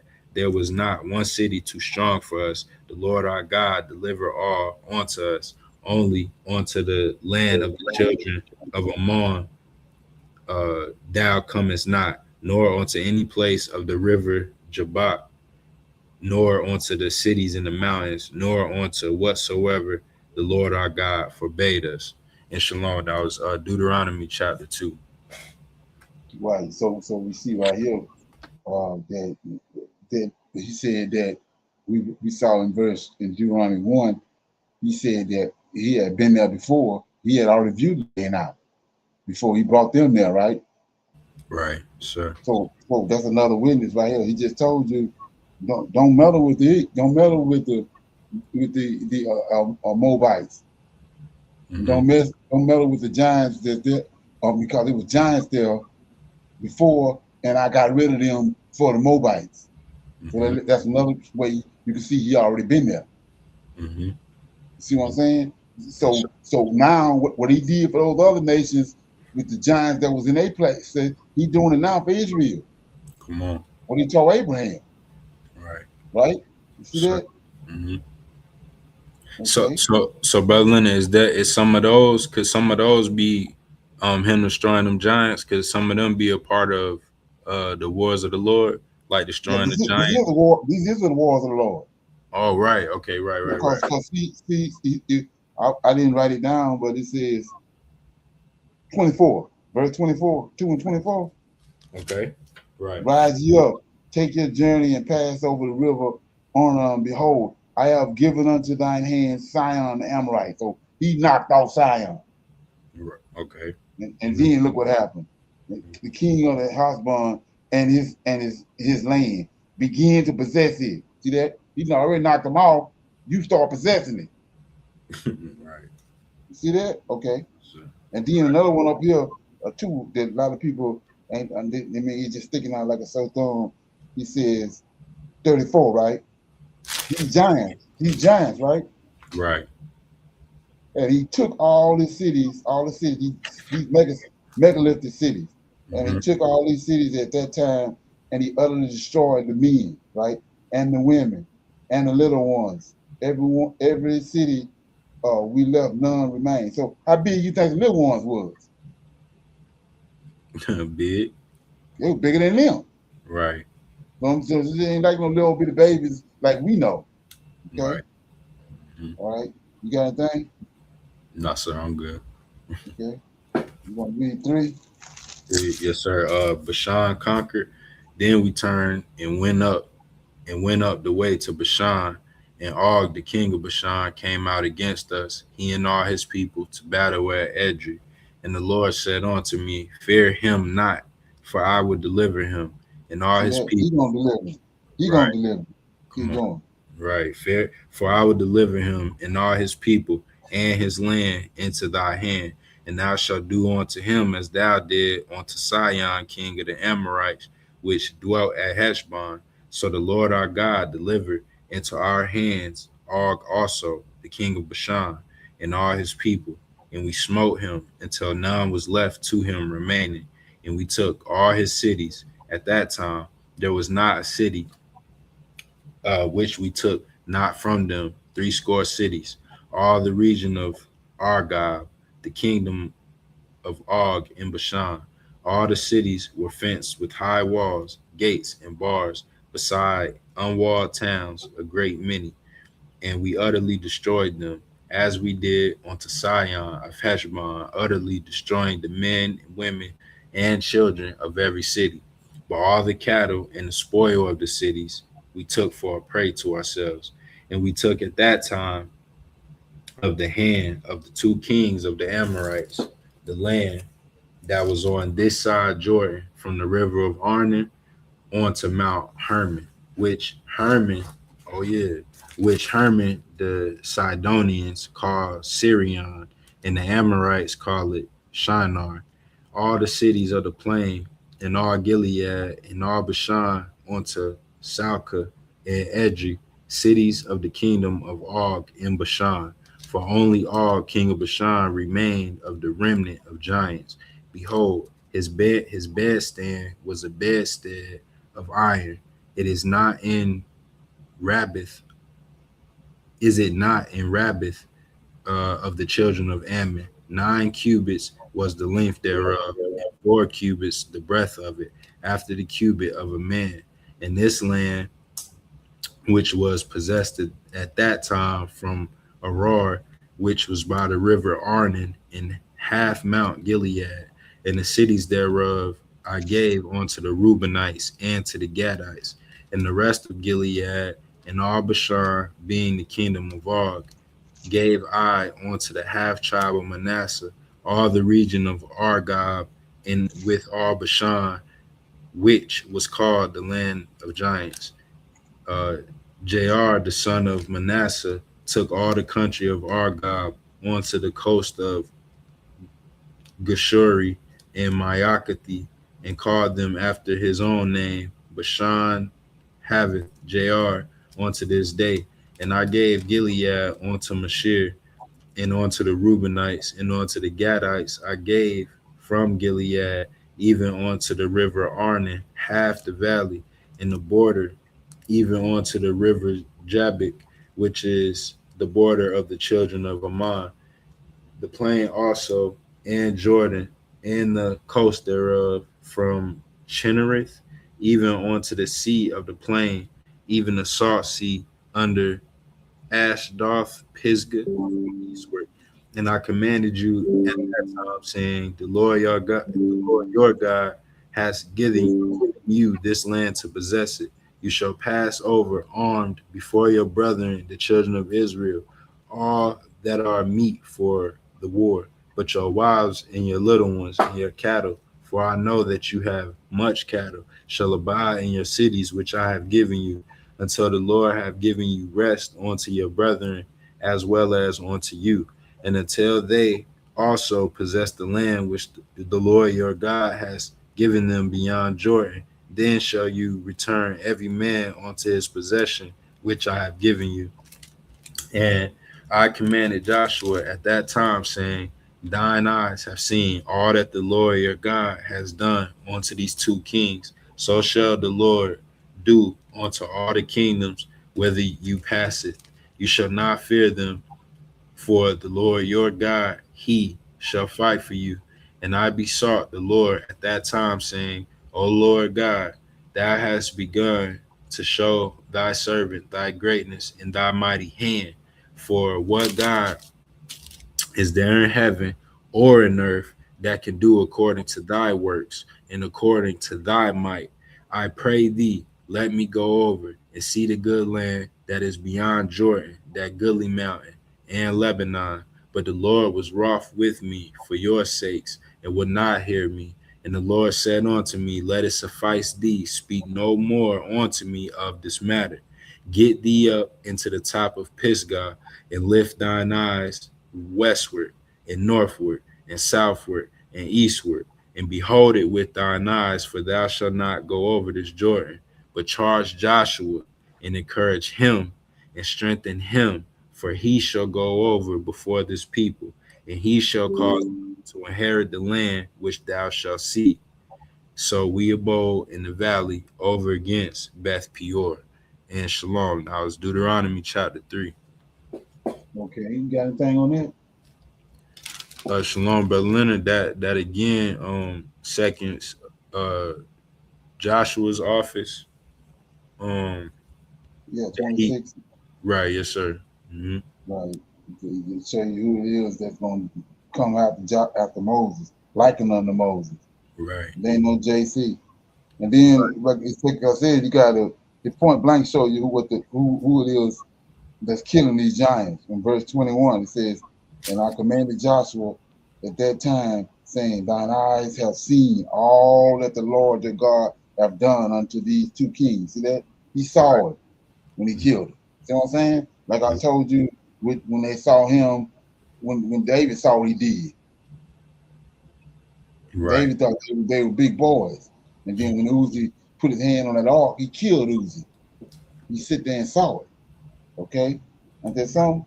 Yes, sir. And he have done unto these two kings, so shall the Lord do unto all the kingdoms whither thou shalt pass it. You shall not fear them, nor the Lord your God, he shall fight for you. See that? In case you thought I was off, he said, you shall not fear them, for the Lord your God shall fight for you. Sir. And I besought the Lord at that time, saying, see that? Right. And I don't know if you picked up on that, but yeah, he had already told Moses that he was gonna knock him out because of what he done when he struck that rock at the water, right? Yes, right, right.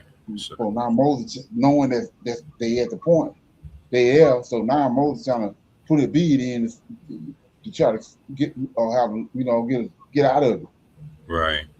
So he told him, "No, go on over there and look at it, but I'm gonna knock you off after that." And that's so. Right, sir.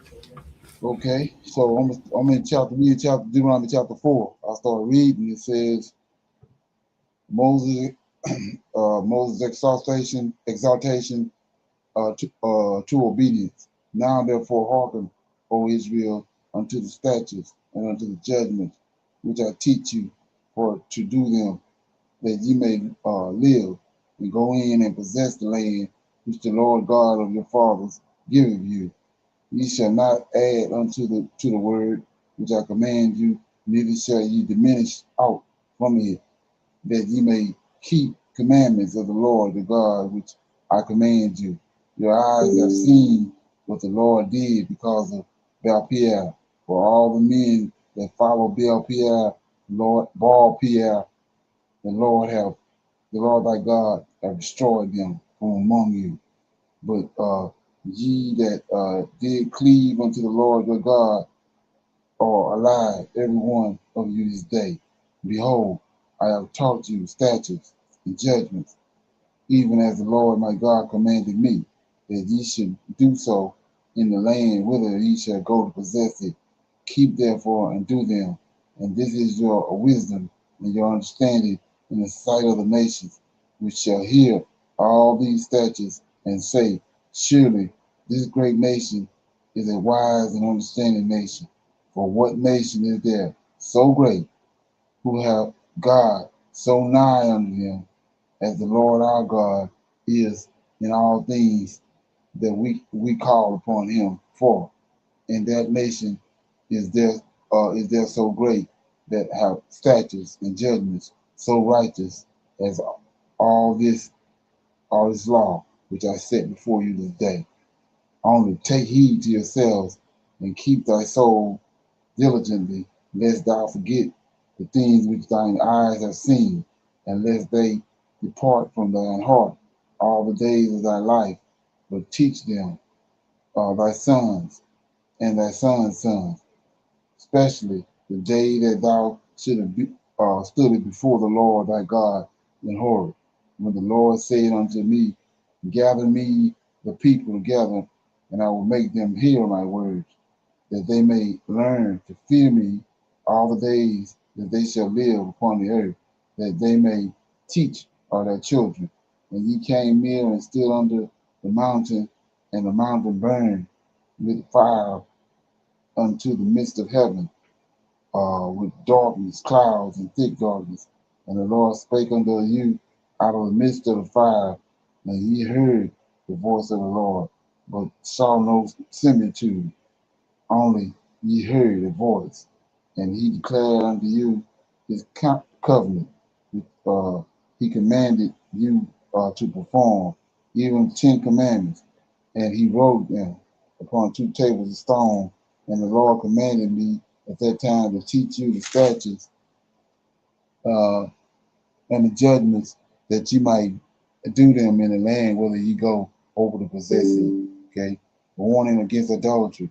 Take ye therefore good heed unto yourselves, for ye saw no manner of similitude on the day that the Lord spake unto you in Horeb out of the midst of the fire, lest ye corrupt yourselves and make you an image, a graven image, the similitude of a figure, the likeness of a male or a female, the likeness of any beast that is on the earth, the likeness of any winged fowl that flieth in the air, the likeness of anything that creepeth on the ground, the likeness of any fish that is in the waters beneath the earth.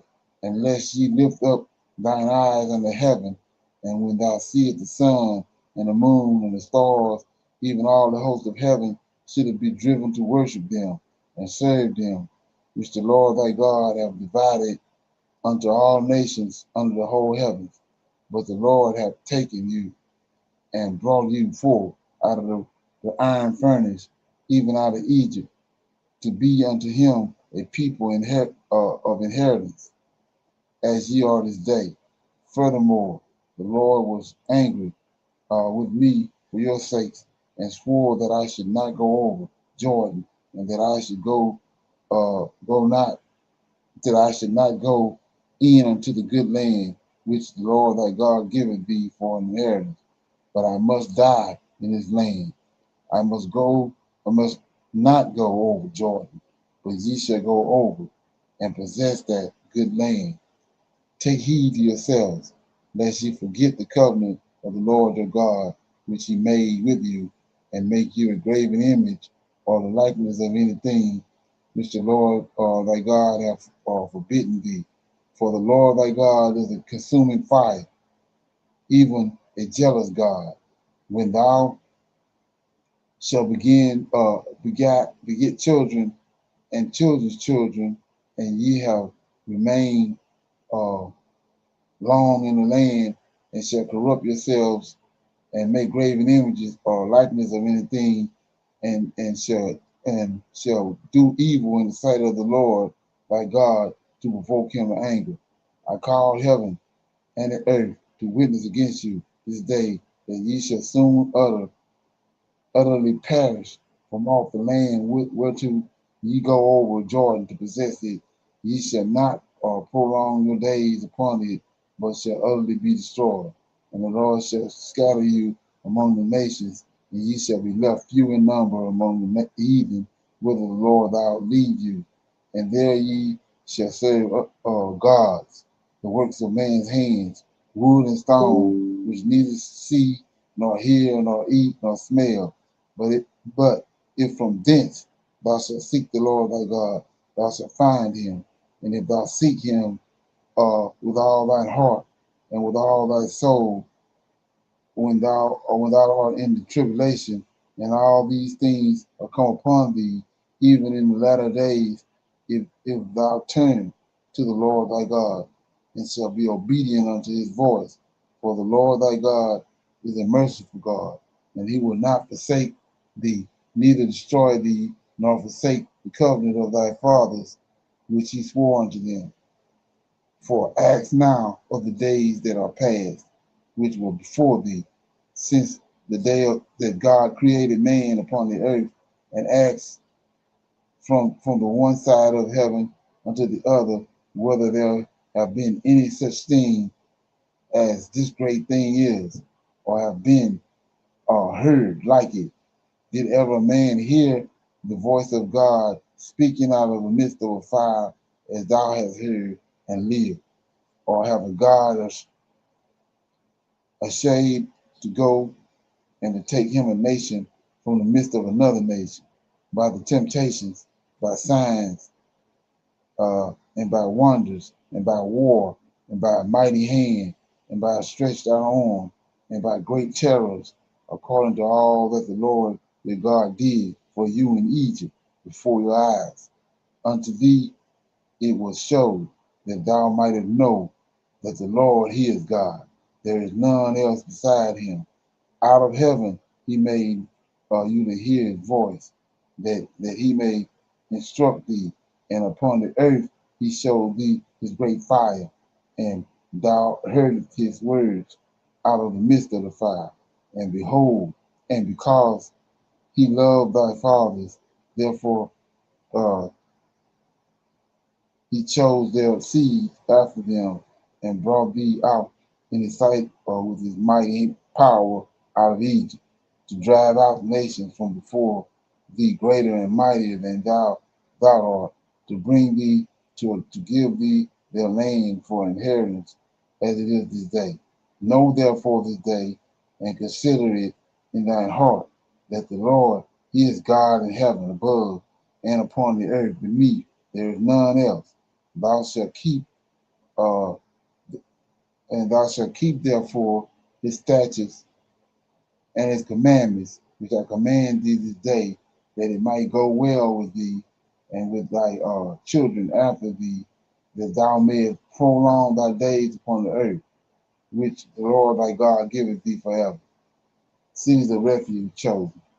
Then Moses severed 3 cities on this side of Jordan toward the sunrise, that the slayer might flee thither, which shall kill his laborers unawares, and hated him in times past, and that fleeing unto one of these cities he might live, namely Bezer in the wilderness, in the plains country of the Reubenites, and Ramoth of Gilead of the Gadites, and Golan and Bashan of the Massites.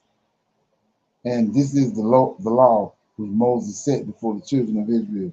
These are the testimonies and the statutes and the judgments which Moses spake unto the children of Israel after they came forth out of Egypt, on this side of Jordan, in the valley over against Beth-peor, in the land of Sihon, king of the Amorites, who dwelt in Heshbon, whom Moses and the children of Israel smote after they were come forth out of Egypt. And they possessed his land, and the land of Og, king of Bashan, 2 kings of the Amorites, which were on this side of the Jordan, toward the sun rising, from Ar, which is by the banks of the river Arnon, even unto Mount Zion, which is Hermon, and all the plain on this side of the Jordan, eastward, even unto the sea of the plain under the springs of Pisgah. Okay, so that was chapter 4. You got anything? Shalom, no sir. I'll save it. Yeah. So Deuteronomy chapter 4, verse 36. I talked about this before. So if you go right here, let's look at it right quick. You go to Exodus chapter 3. Right quick. It's big. It says, I'm showing you, you got these Negroes, y'all, Yah is one, ain't no other God, Yah, right? So it says, now Moses kept the flock of Jethro, his father-in-law, the priest of Midian, and he led the flock to the backside of the desert. Check it out. We're trying to see if it's 2 gods, one or what, right? He led the flock to the backside of the desert, came to the mountain of God. See that? He came to the mountain of God, even unto the Horeb. So the Yah only people, that's the mountain of Yahweh, right? So Yahweh ain't no angel. Now we in verse 2. And the angel of the Lord appeared unto him in a flame of a fire out of the midst of the bush. And he looked, and behold, the fire burned, the bush burned with fire, and the bush was not consumed. So this angel was on the mountain. Yahweh wasn't on the mountain. So the mountain of God, this angel is the God that's on the mountain.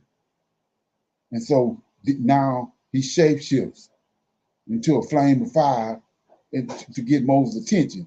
He shapeshifts on top of this bush, and to get Moses' attention, the bush ain't burning. The leaves and everything still green, the bark ain't burning, but it's a fire, consuming fire on top of it. So that's what he did that to get Moses' attention. So verse 3 says, Moses said, I will now turn aside to see this great sight, while the bush is not burning, right? And when, check it out. And when Moses saw that he turned aside to see, God, Yahweh called unto him out of the midst of the bush and said unto him, Moses, Moses. And he said, here I am. So what's going on? So Yahweh, Enoch tells us he made these 7 angels. Yahweh is a consuming fire.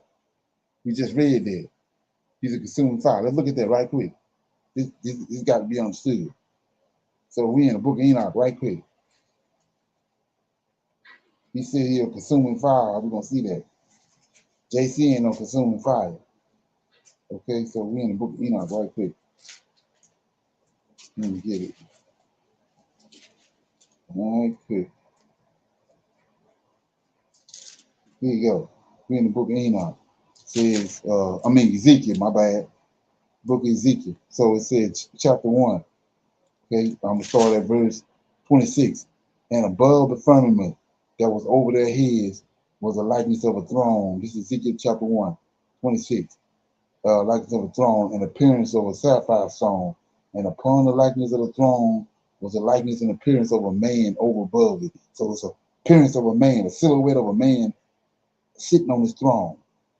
Okay, then 27. And I saw the color of amber and the appearance of fire. Check it out. The appearance of fire round about within it. And from the appearance of his loins, even upward. It's a silhouette from the loins, which is his groins upward. Nothing but fire. It's a consuming fire. And then he says, from his appearance of his loins upward, and from his appearance of his loins downward, I saw it. So this Yahweh. He's a consuming fire. He got the silhouette of a man, okay, but he's a consuming fire. So Enoch tells us in the beginning, Yahweh was self-existent one. Then he made these 7 angels from that same fire. He made Michael, Gabriel, Raphael, and Uriel. He formed them from that same fire. So he's able to. He's on his throne in heaven. Michael is able to get on this bush as a consuming fire, and once he shows himself as a consuming fire, Yahweh can speak through him. He's still on his throne in heaven, but he see what Michael doing. He just sent Michael to get Moses' attention. When Moses get his attention, when Michael get his attention, Yahweh speak through the fire from heaven. Check it out. Let's look at it.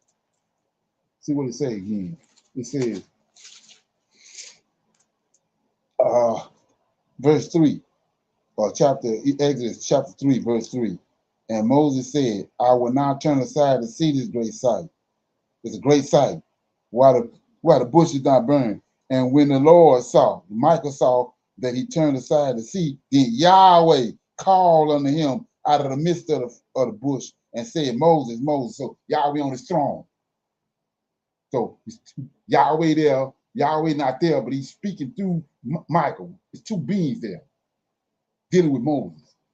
So you say, what are you talking about? Now, let's go over what I just read. So he says right here in verse, I'm going to start at verse 34. Oh, have God essayed to go and take him a nation from the midst of another nation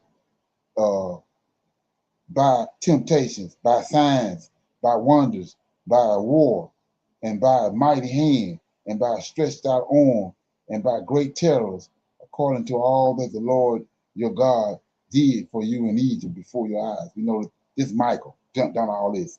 Then 35, under thee it was showed that thou mightest know that the Lord, he is God, that Michael, Yahweh is God. There is none else beside him. Check it out. out of heaven. Go back to Exodus chapter 3. Out of heaven, he made thee to hear his voice. That's Yahweh. Out of heaven, he made you hear his voice, that he might instruct thee. He's talking to Moses. But upon the earth, he showed thee thy great fire. That's Michael. See that? And thou heard the words out of the midst of the fire. There it is. Like I say, you can't get that and being something wrong with you. He's explaining to you right there. You can talk that y'all only bullshit all day long, but there it is right there. He's telling you how he done, what he doing, how he operated, what's going on with him. So he in heaven, and he talked through Michael. He sent Michael down to deal with Moses.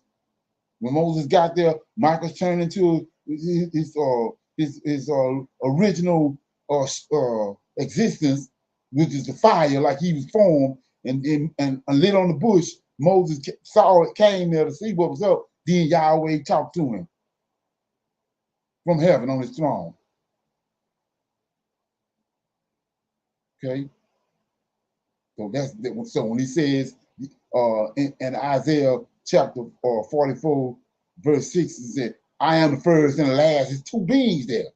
He says, "I'm the king, and the Lord of hosts is my savior, my redeemer." Two beings. Okay, so you can fumble with it all day long, but there it is right there. He's telling you. Let me read it again. 36. He talking to Moses. Out of heaven, he made thee to hear his voice, Yahweh, that he might instruct thee. And upon the earth, he showed thee his great fire. That's, the fire right there is Michael, right? His great fire. And thou heardest his words out of the midst of the fire. Okay? You don't get no plainer than that. Okay? You got anything on that? Shalom, brother Leonard. And if you didn't read Enoch, you wouldn't understand that, because it says that in Enoch too, as you always take us to, in 14 and 72. Okay, what it say? Just that. So in Enoch 14, it says in verse 20 and 21, none of the angels could enter and behold his face by the reason of magnificence and glory, and no flesh could behold him. The flaming fire was round about him, and a great fire stood before him. Right. Exactly. That's what's there in the beginning. It's two beings. You're dealing with two beings. Okay. The Lord of hosts ain't none of Yahweh. Okay. He's just like the United States got the commander in chief. You got the president and the commander in chief. So that's what you're looking at. Okay. That's who Joshua saw. The man standing over against him with a sword in his hand. Okay, in Joshua chapter 5. So let me read this last chapter out of Deuteronomy. Okay, it says, "And Moses called all Israel and said unto them, Hear, O Israel, the statutes and the judgments which I speak in your ears this day, that ye may learn them and keep and do them. And the Lord our God made a covenant with us in Horeb. And the Lord made not this covenant with our fathers, but with us, even us, who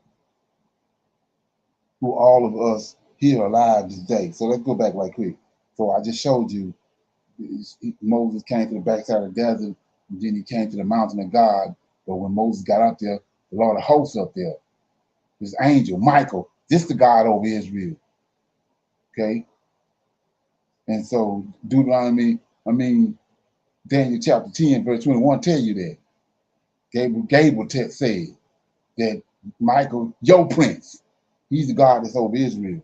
So then let's look at this. When you understand that, he says, verse 2, "The Lord our God made a covenant with us on Horeb," right? So we just saw Moses went to the backside of the desert. Yahweh wasn't there. There was an angel there on the mountain. That's his mountain. And so they made, the Lord our God made a covenant with us at Horeb. Yahweh ain't at Horeb. Ain't none of Yahweh. Damn sure ain't JC. So anyway, verse 3, and the Lord made not this covenant with our fathers, but with us, even us, who are all of us here alive this day. The Lord talked with you face to face. See what you just read. Yahweh can't do this. He'll burn everybody up. This is why he made. This is why he made the Lord of hosts. He said, the Lord talked with you face to face, in the mouth, out of the midst of the fire. See that? You can't talk to them head up. You'll burn them up. That's why he's using Michael. Says, and I stood between the Lord and you at that time to show you the words of the Lord, for ye were afraid by reason of the fire. See that? And went not up into the mount, saying, I am the Lord thy God, which brought thee up out of the land of Egypt, from the house of bondage. Okay, thou shalt have none other God before me.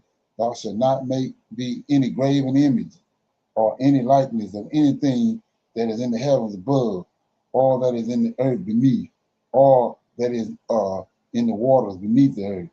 Thou shalt not bow down thyself unto them, nor serve them, for the Lord thy God is a jealous God, visiting the iniquity of the fathers upon the children unto the third and fourth generation of them that hate me, and showing mercy unto thousands of them that love me and keep my commandments. Thou shalt not take the name of the Lord thy God in vain, for the Lord will not hold him guiltless that take his name in vain. Keep the Sabbath day to sanctify it, as the Lord thy God hath commanded thee. Okay?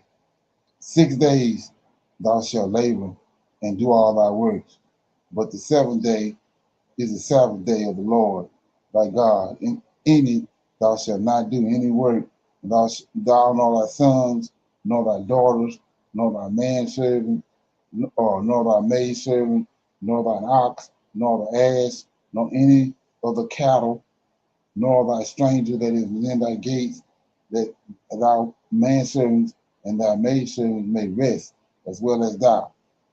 And remember that thou wast a servant in the land of Egypt, and that the Lord thy God brought thee out thence through a mighty hand and by a stretched out arm. Therefore the Lord thy God commanded thee to keep the Sabbath day. Honor thy father and thy mother, as the Lord thy God hath commanded thee, that thy days may be prolonged, and that it may go well with thee in the land which the Lord thy God hath given thee. Okay, thou shalt not kill, neither shalt thou commit adultery, neither shalt thou steal, neither shalt thou bear false witness against thy neighbor, neither shalt thou desire thy neighbor's wife, neither shalt thou covet thy neighbor's house, his field, or his manservants, or his maidservant, or his ox, or his ass, or anything that is in thy neighbor's. Okay, these words the Lord spake unto all your assembly in the mount, out of the midst of the fire, of the cloud, and of the thick darkness, with a great voice. And he added no more, and he wrote them in 2 tables of stone, and delivered them unto me.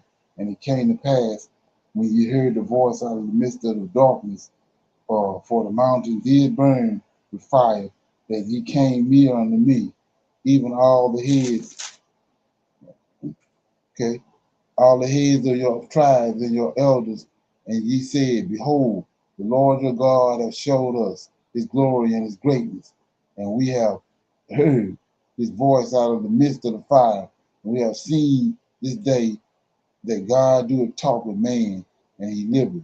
Now therefore, why should we die? For this great fire will consume us. If we hear the voice of the Lord our God any more, then shall we die. For who is there of all flesh that have heard the voice of the living God speaking out of the midst of a fire, as we have, and lived? Go thou near and hear all that the Lord thy God shall say, and speak thou unto us all that the Lord thy God shall speak unto thee, and we shall hear it and do it. And the Lord heard the voice of your words, and when ye spake unto me, the Lord said unto me, I have heard the voice of thy words of this people, which they have spoken unto thee. They are well said, all that have been spoken. Oh, that there were such a heart in them, that they would fear me and keep all my commandments always, that it may be well with them and with their children forever. Go say to them, get ye into your tents again. But as for thee, stand thou here by me, and I will speak unto thee all the commandments and the statutes and the judgments which thou shalt teach them, that they may do them in the land which I gave them to possess it. Ye shall observe to do therefore as the Lord your God hath commanded you, and ye shall not turn aside to the right or to the left. Ye shall walk in all the ways which the Lord your God hath commanded you, that ye may live, and that ye may be well with you, and that you may prolong your days in the land that ye shall possess. Okay, you got anything on that? That's chapter 10. Got anything? Shalom, brother Leonard. Just how it's showing they didn't know the difference between the Lord of hosts being the fire and then Yahweh speaking through him. Right. Okay, right, okay. Could just Say it again. well, I'm asking if they understood the difference when Michael was standing on the bush and then when Yahweh was speaking through him. And I'm asking because in 26, it says, who is there of all flesh that have heard the voice of the living God speaking? Right. Yeah, yes, sir. Speaking out of fire and lived. Did they? You can live like right if Michael spoke to Moses, but if Yahweh was right there, he would have consumed them. Then right is Right. so did the people not understand the difference, or because why are they asking that Well, question? I would say that I would say that we understand it on this. We looking at it, we reading it now, we understand it, but I don't think that they really got the grasp of what was going on. All they like you just read, they afraid of the voice. Okay, You know what I'm right. saying? The voice, they scared of the voice. They see a voice coming out of this fire. They see a voice coming out of the darkness. They got a problem. They don't want to deal with. They told Moses, "You deal with it." All Okay, they see is the voice. Right. right. Okay. Okay. And like I said, we see it right here. It's plain. It's day. The same thing he did on. So and then that's your justification. Oh, what? How did they talk to the God of Abraham? How did they talk to God of? How did they talk to the God of Israel? Or how did they talk to God of the heavens and live? Because he wasn't there. He talked to Michael. That's how they live. You see that? Right, sir. The intercessor or Right. mediator, sir. Exactly.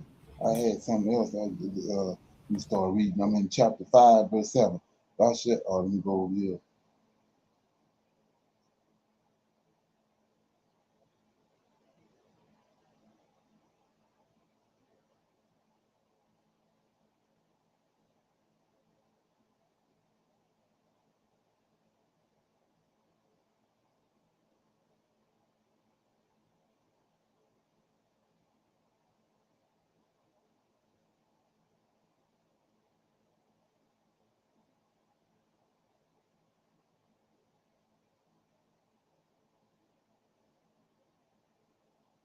Right. So verse 8 says, Thou shall not make any images, any graven images, or any likeness of anything that is in the heaven above, or in the earth beneath, or that is in the waters beneath the earth. Thou shalt not bow down. See that? Thou shalt not bow down to thyself unto them, nor serve them. For I am the Lord thy God. I am a jealous God, visiting iniquity of the father upon the children unto the third and fourth generation of them that hate me. So only bow down to him. Mm. Man, that just hit me. He's saying only bow down to him. Right. So you say, what are you talking about? Well, ain't that what Abraham did when he saw him in Genesis 18? Sure. So he's telling you, I'm jealous. But you only bow down to me when you see me. When you deal with me, you bow down to me. Don't bow down to nothing else. And I said that because people ain't interpreting that right. You get their ass backwards. Yeah, you bow down to him, but you can't bow down you can't bow down to nobody else. You see that? Right. Sure. Okay. So that was Genesis chapter 5. You got a scripture, you want to pick a scripture, or we'll send that link out for anybody that might have any questions, comments, and we can chop it up for a minute or two. Send the link out. Oh yeah. Shalom, yes, sir. The scripture I choose Exodus 6. And Okay. yes, sir, Exodus 6, two just two through 6, please, brother Leonard. And it says, and God spake unto Moses and said unto him, I am the Lord, and I am said unto him, excuse me, I am the Lord, and I appeared unto Abraham, unto Isaac, and unto Jacob by the name of God Almighty, but by my name Jehovah was I not known to them. Excuse me. And I have also established my covenant with them to give them the land of Canaan, the land of their pilgrimage, wherein they were strangers. And I have also heard the groaning of the children of Israel, whom the Egyptians keep in bondage, and I have remembered my covenant. Wherefore say unto the children of Israel, I am the Lord, and I will bring you out from under the burdens of the Egyptians and will rid you out of their bondage, and I will redeem you with the stretched out arm and with great judgments. And shalom, that was Exodus chapter 6, verses 3 through 6. Okay. So let's look at that right quick. Like I said, yeah, let's look at that right quick. So he said, I'm gonna come to Egypt, I'm gonna redeem you out of Egypt with a stretched out hand, right? Right, yes, sir. Okay, go to Deuteronomy 32 and see what he's talking about. This is a doozy right here. It just hit me. Okay. We're in 32. Right, yes, sir. Okay, I just showed you it's Yahweh and Michael. Michael is the Lord of hosts. He the mediator, not JC. He the mediator. He the one that came in the very beginning in the cool of the day. Not Yahweh. He came in the cool of the day. He came and he rescued Sarah from Amalek. Like I said, he the one came to Egypt. So when you understand that, he said, I'm gonna deliver you, or redeem you, and deliver you out with a stretched out hand. So here we go. I'm in 37, Deuteronomy 32, verse 37. And notice why he's talking. And this why he's talking like that, because it's two of them. So he says, and he shall say, where are thy gods? Lowercase. Where your gods is? It's seven other angels over that the Most High divided the earth with. He said, where their gods at? And the rock whom they trust, which did eat the fat of their sacrifices and drink the wine of their drink offerings, let them rise up and help you, that you may be your protection. Because he's over Israel protection. Now here you go. 9. See now that even I am he. I'm the one. And there is no God, lowercase. He ain't talking about Yahweh. There's no God with me. I kill, I make alive, I wound, I heal. Neither is there any that can deliver. He the deliverer. I'm the deliverer. No, that can deliver out of my hands. Now here you go. For I lift up my hands to heaven, to Yahweh. That's how he delivered them out of Egypt. With stretched out hands to Yahweh. See that? So he says, for I lift up my hands to heaven, and I say, I live forever. If I with my glistening sword and my hands take hold of judgment, I will render vengeance to my enemies, and I will reward them that hate me. See that? So he delivered them. He came and got and delivered them out of Egypt with stretched out hands to Yahweh, praising Yahweh with his glistening sword on the side. Like I said, baboon can understand that. Okay, it's 2026. Okay, what you think? Right, yes, sir. This Okay. Michael, the Lord of hosts. I mean, he's the God of Israel, Right, and his God is Yahweh, not the exactly. same being. Is there something? Sir. So with that being said, we're gonna open up the Q&A. Anybody got any questions, comments, and dialogue? Anybody got anything? Shalom, brother Leonard. Just a question about those 70 generations in Enoch. How long the watchers are supposed to be bound? Right. What's your wisdom on that? I think it's 70 generations from the time that they got bound. You know what I'm saying? And I'm thinking at the time, I think it was one day with the law was 1,000 years, right? Okay, right. Mm-hmm. Well, yeah, that's the only thing making sense to me. Right. Okay. And then when all hell is supposed to break loose. Everything that's been prophesied that we supposed to be waiting on it's gonna happen with that 70th generation, which is us. We that 70th generation. Oh. See what I'm saying? That's why we're waking up. That's why everything happening like now, because we that 70th generation. And that's why I'm trying to get people to see. Well, he ain't, when you go to Jeremiah, he ain't talking to us. We just saw what Moses told him.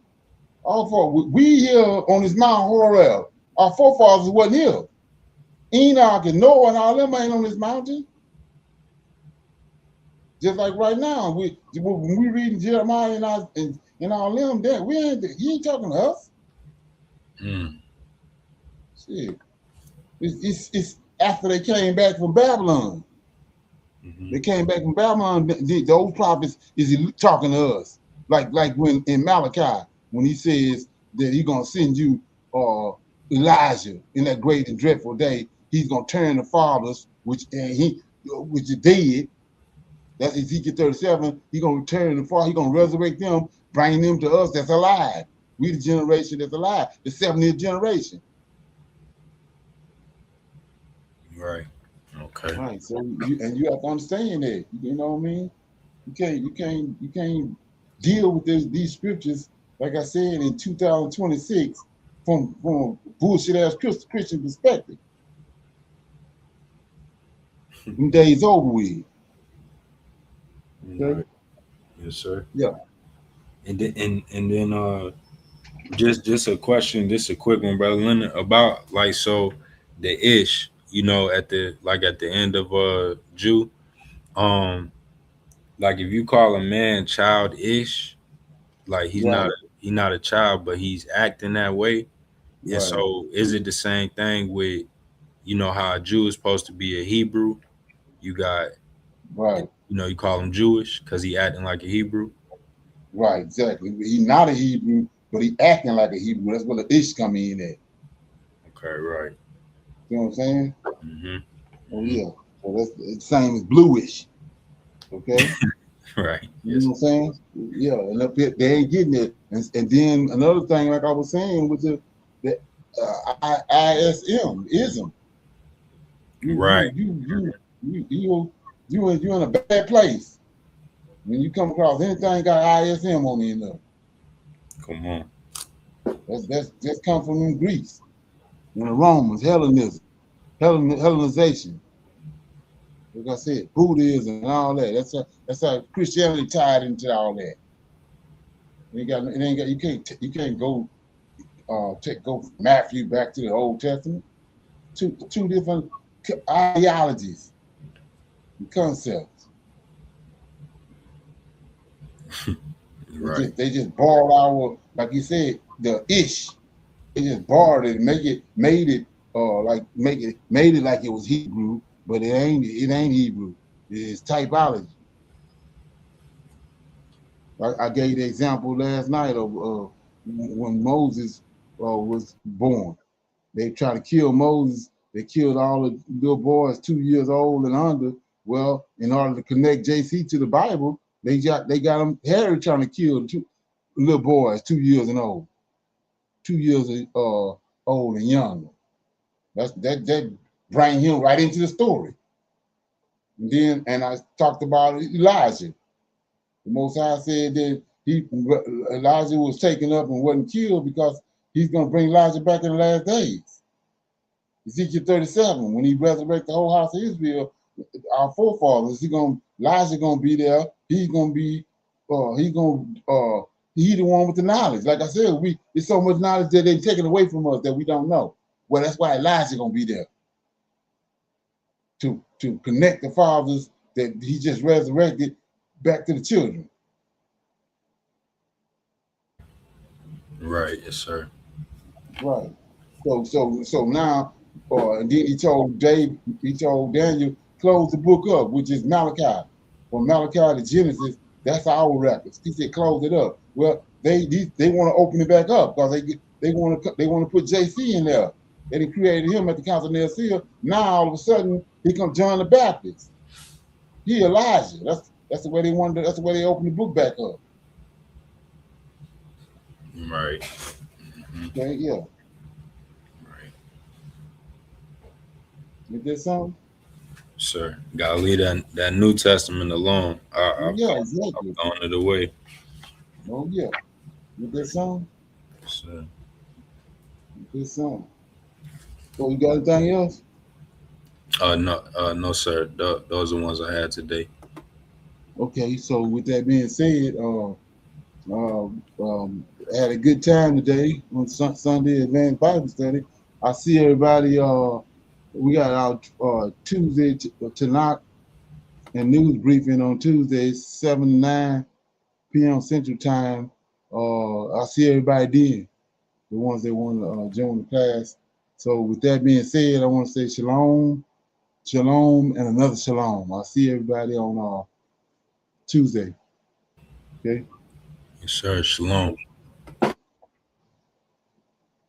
highly recommend that you get this book and you read it because it's a must that you understand who the God head is in the order that's in the Old Testament in Tanak, because it's not the same as in the New Testament. And when you read this and you get an understanding, then the scriptures open up and then you begin to understand.